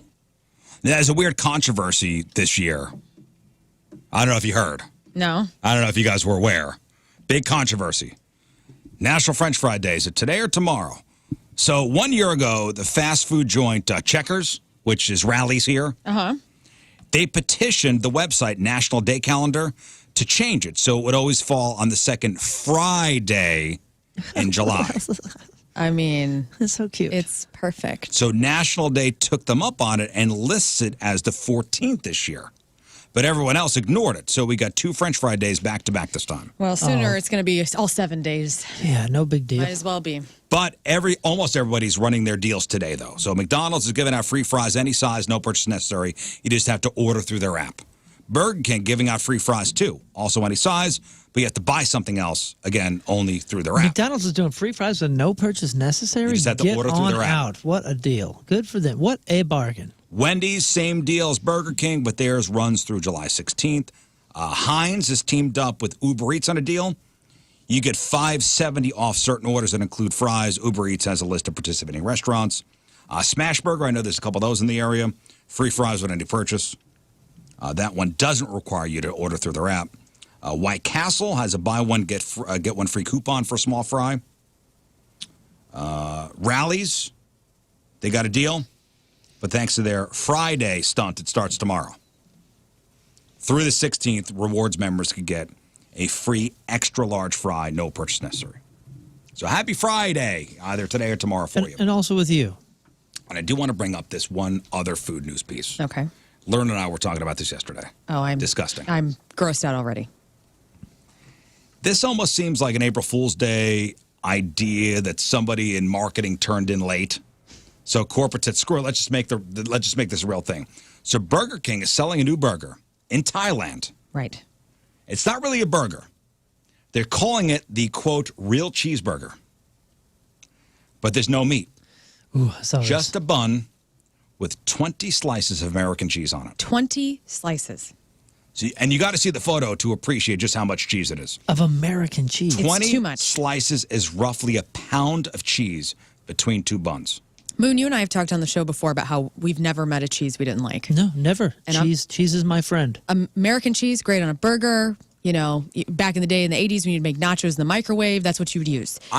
20 slices. 20 slices. So the photo in their ads makes it look like it's melted, but there's a YouTube video of a guy eating one, and it looks like they barely even heated it up. Yeah, first of all, you don't even need to do this. It comes in blocks. You can get a block of that crap and just put it right there. This is just a cheese block sandwich. Well, It sounds disgusting. and I don't know. You know, it's kind of weird because I'm like, I love like cheese, American cheese. but for some reason, it's the amount. Like I love a grilled cheese with American cheese. Yeah. Oh, 20 slices though. Every cheese has its place and time. I agree, and I hate cheese snobs that go American cheese. pfft. No. Like American cheese has its place. Like most things, it all has its place somewhere. It all has its time sometime, but it can be abused, and this is abuse. This is abuse. Like I like a good smash burger with American cheese. If it's a big, thicker, like pub burger, like cheddar's great. Yeah. But on a smash burger with two like crispy patties with American cheese in between each patty, great. Love it. I'm lusting after, I told you this yesterday, Blueberry Hill, they got an Impossible Burger, regular burger too, with their cheese. Oh, that pub cheese on it. The pub cheese. It is the cheddar Great. cheese is so good. It's It's spreadable. Oh, Oh, great. they do that. Oh, yeah. They used to be a place called the Fatted Calf. Or no. Is that the one that's Sounds right. still around? There's one that's kind of like that that's still around. There's one that's not around anymore. It used to be in Clayton, and they had an ice cream scoop of this like cheddar Like pimento. It is so pimento good.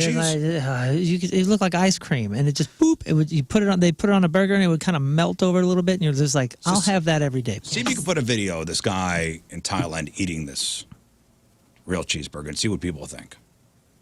Costs Again, $3. It's $3 for an initial run. $3. They'll eventually sell it for $11. So it sounds like they plan on making it a permanent menu item out there in Thailand. I don't know if they're bringing it to the U.S. or not, but you can already get one if you want. Just order a cheeseburger, no ketchup, mustard, pickles, or meat, and ask for 19 extra slices of cheese. It's abuse. It is. It's like taking a bite out of a block of Velveeta. And I'm like mad for grilled cheese because this is giving grilled cheese bad rep. Yeah. This is big You say that cheese. the rest of the cheeses are going, quit it, man. Quit it, man. You're ruining this. You're making a bad name for us out there. American cheese has its place for sure. Yeah.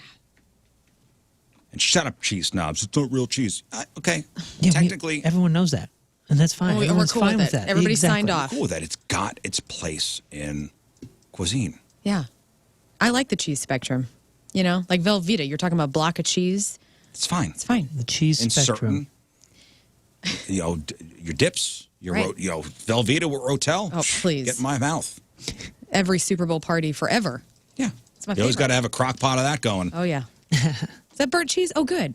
Or you could do your baked brie. It'd be all hoity-toity with like a fig jam. That's great too. That's great. got its place. Brie LT, you take some, and I leave the rind on. That rind is edible. Yeah, I agree. And you take a couple of slices of that brie and you get some bacon or veggie bacon, however you roll, and you put that in a toast sandwich with a little lettuce and tomato. Get out of here. It's delicious. Yeah, it's the greatest. When I had to go full, doctor's orders was like, you need to go vegan. I was like, cool, I will.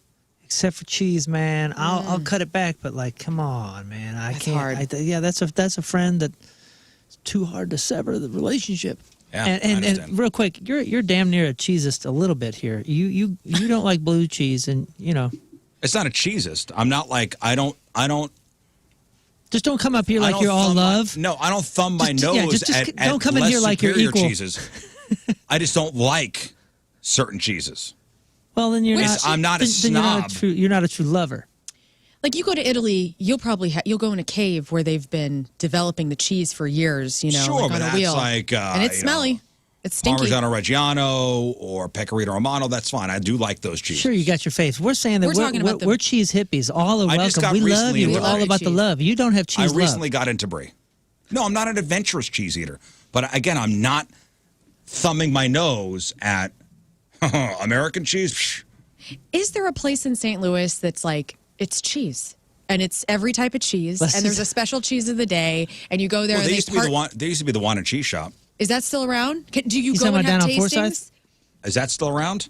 It's on Forsyth, right? There used to be one It's been a long in time Town since and I've been down Country. there. I'm looking for charcuterie board porn. I'm looking for when I walk in. Yeah. It is wall to wall. It's Wine and Cheese cheese. Shop used to be a place. I don't know if it's still around. We should open one in the county somewhere around here that's just called It's Cheese. It's cheese. And it's just hippie, Imported hippie love cheese. cheese. Like, come on, man, we got it all. Locally We- sourced Look We to see love if you Wine- all. Look to see if Wine and Cheese Shop is still open because they had. Hey, I don't care about the wine. I'm just looking for the cheese. I mean, I do care about the wine a little bit. Well, tack that on another shop next door. Let's get to. It's cheese, is what it's called. It's cheese. Let's get to some emails. Rizzo at 1057thepoint.com or even your instant feedback through the 1057 The Point mobile app. Emails brought to you by Big Dick's Brick Mailboxes, your one-stop shop for all mailboxes. Need a new mailbox.com. Good morning. I'm Owen, and I'm 8 years old. I live in St. Peters. Oh, yeah. I saw this email. Go ahead. Voting for the USA Mullet Championship begins today. This email came in yesterday or the day before.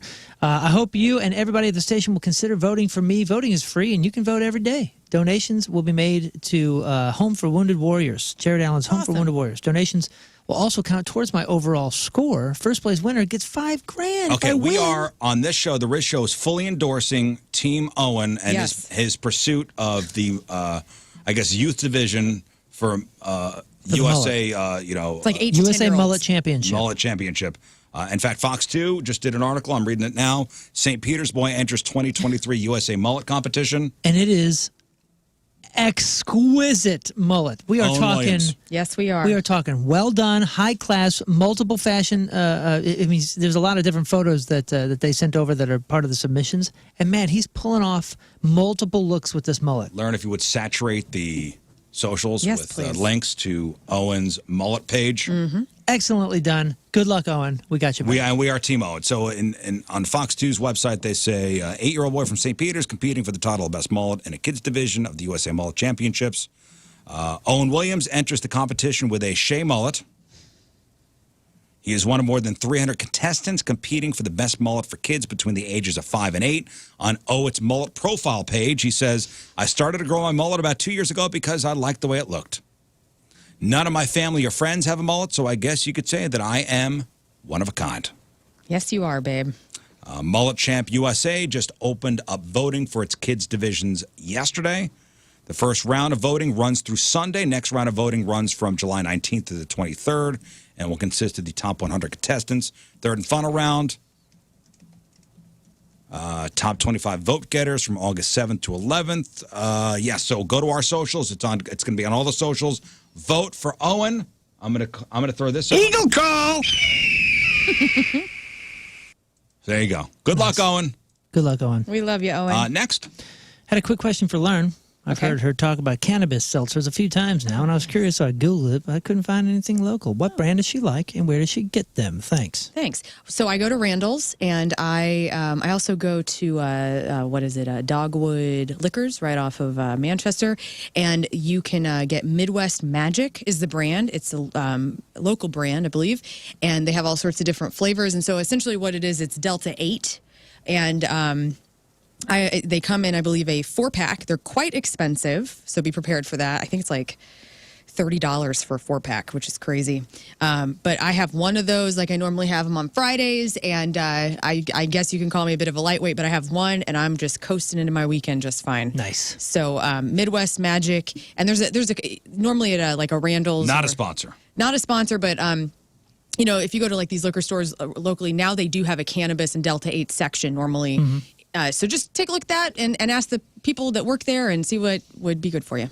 Shameless plug and full disclosure, I own a small percentage of Moondrops CBD, but Yes. we gave you one of the seltzers. Got a couple different flavors. I had that on last Friday. Sweet. Yeah, it's and not Delta 8. We it's don't do not Delta 8 or 8. Delta 9. It's just CBD. And that was one where I actually could feel like I could go out and be social. Like personally, I don't like to do anything cannabis related and go out and be social. It's just me, because I completely mellow out in a way that people would not be used to, and I would get uncomfortable.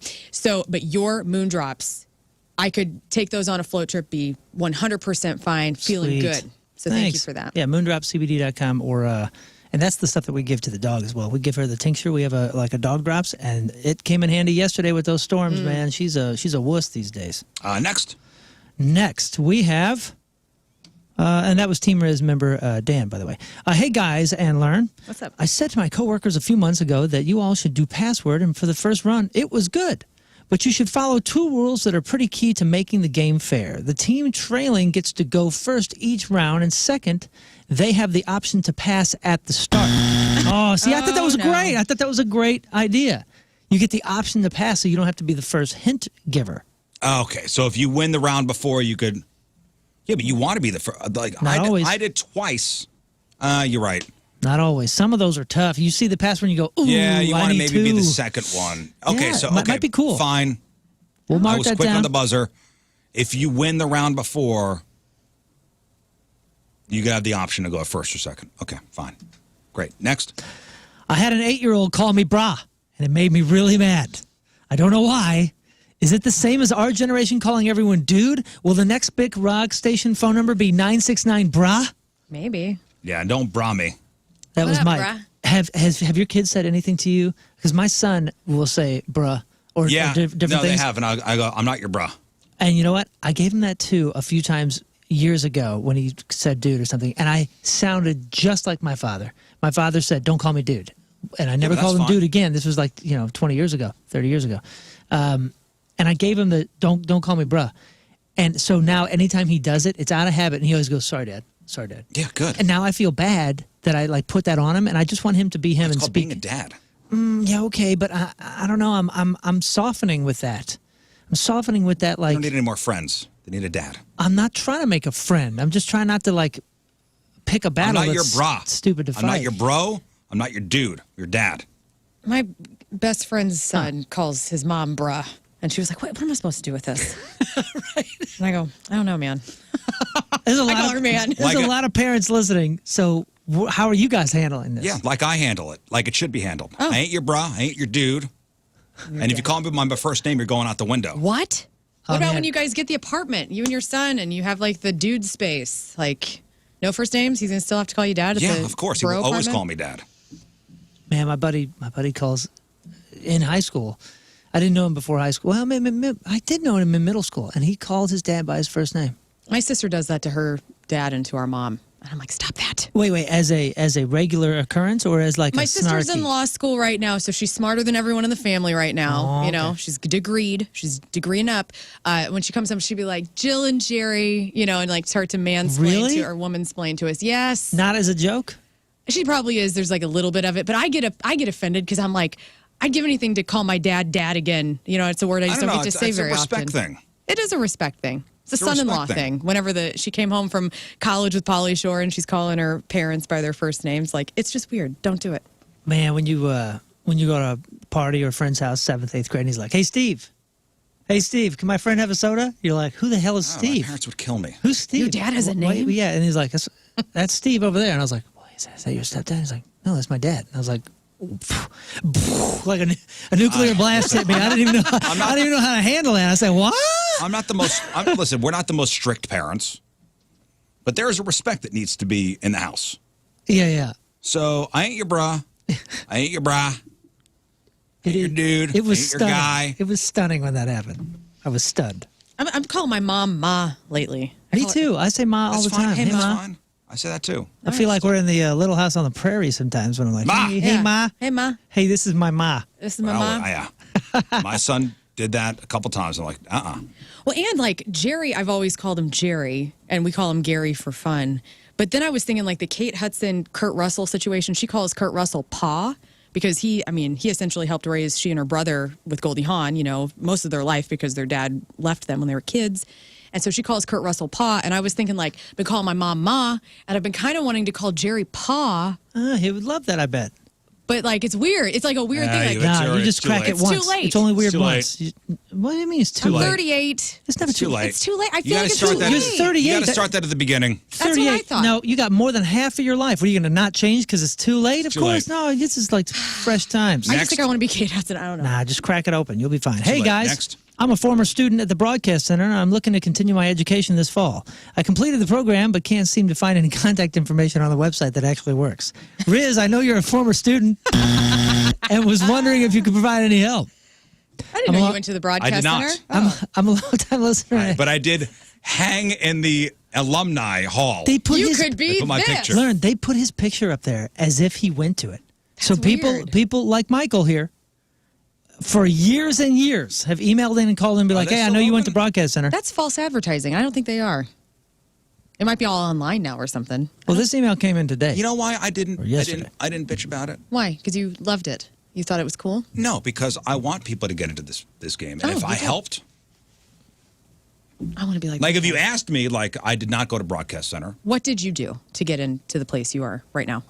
He followed his friend at an intern. Yeah, my friend got an interview. interview and I followed him and I went. You didn't go to school for any of this? No. Interesting. Did you go to Broadcast Center? I did not. I went to Illinois State and I got my degree in mass communications with a concentration in radio. Well, money well spent. Thank you. Because we achieved the same thing, And and I you- spent a lot less money. Well, if I'm going to be completely real with you, I got my schooling paid for because my dad died. So the Army said, retroactively, we will give Well rid of that then, debt. okay. Wow, So no kidding. shut up. But I did not go to Broadcast Center. We have degrees in hard knocks. Yes. Yeah. Yeah, and I want to. I was talking about this with the big boss yesterday. Like, where is the next crop of talent going to come from as far as radio? Man, all over, as it has in the past. You came from an internship, you came from college, and then promo opportunities- department, all that. My degrees were gold records. Opportunities humble brag. are not the same as they were when I started. Right.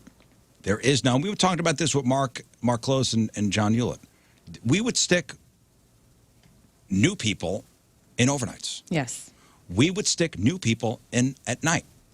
I disagree with you, though. Oh, 100. You are 100% wrong. No, I mean, dude, you're talking about all those avenues. Yeah, those avenues are gone because the job and everything, exist everything anymore. Else, everything else doesn't exist. But they're still going to get talent from a variety of places, just like that happened. Absolutely. But now it's like, oh, you've got a great social media following. Let's try you on air to try to sell your. That's what I'm saying. Is the avenues are not the same. Right. Now, Right, when right. you ask a kid, what kid wants to go into radio?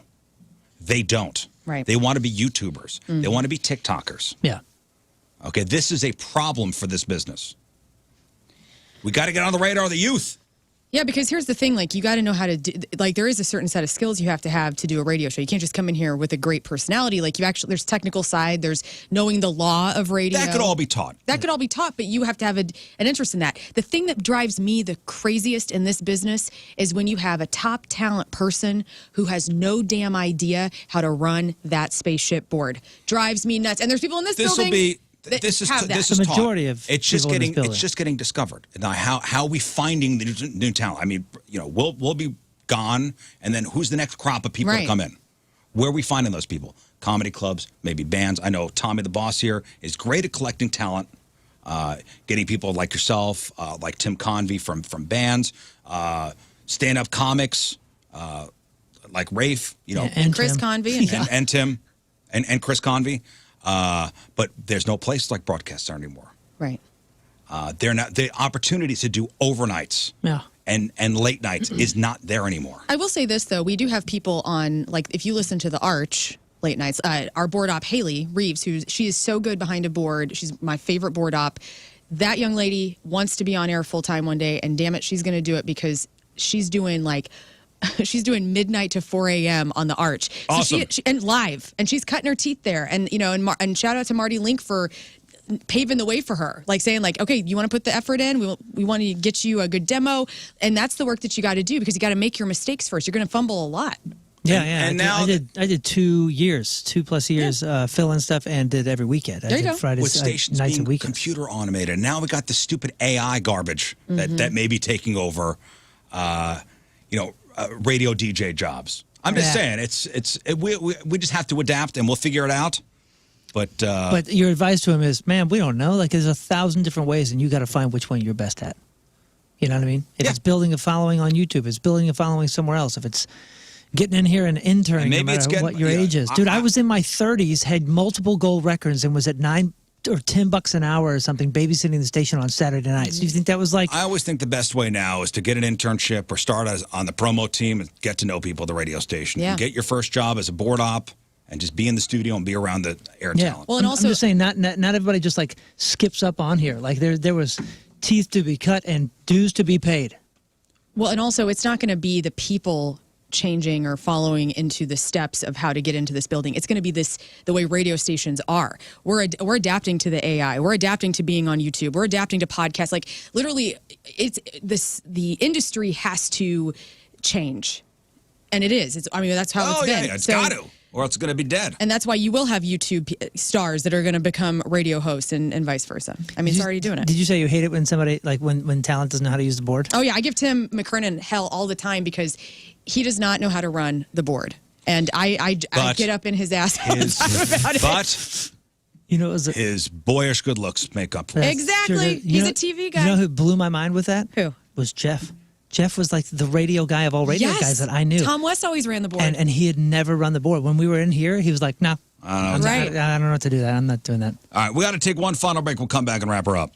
All right, that is it for us. Donnie Fandango is next. Thank you all for tuning in. Big thanks to Lern's husband, Mono Tim, for coming in. He loved it. He texted me, he goes, that was fun. Playing our reindeer games here on the program and getting up early. Moon, today's Pappy's Recappy. Brought to you by Pappy's Smokehouse St. Peter's. It's your summer barbecue headquarters, Highway 70 and Mid-Rivers Mall Drive. If you missed the Mono Tim games, they played the Newlywed Game, and their asses were on the line. Make sure you follow us on our socials at RIZZ Show to find out, and just to watch. To watch who got shot and why. How many times. There's the hottest Amazon Prime Day items, something you're probably not going to expect. We also talked about what to do when a red light never turns green, crap on celebrity sports, everything else we covered on the show today. It's up on the blog, 1057thepoint.com/Rizz. The podcast is available everywhere, and the title today is Mono Tim's Nude Beaches. Okay. Okay.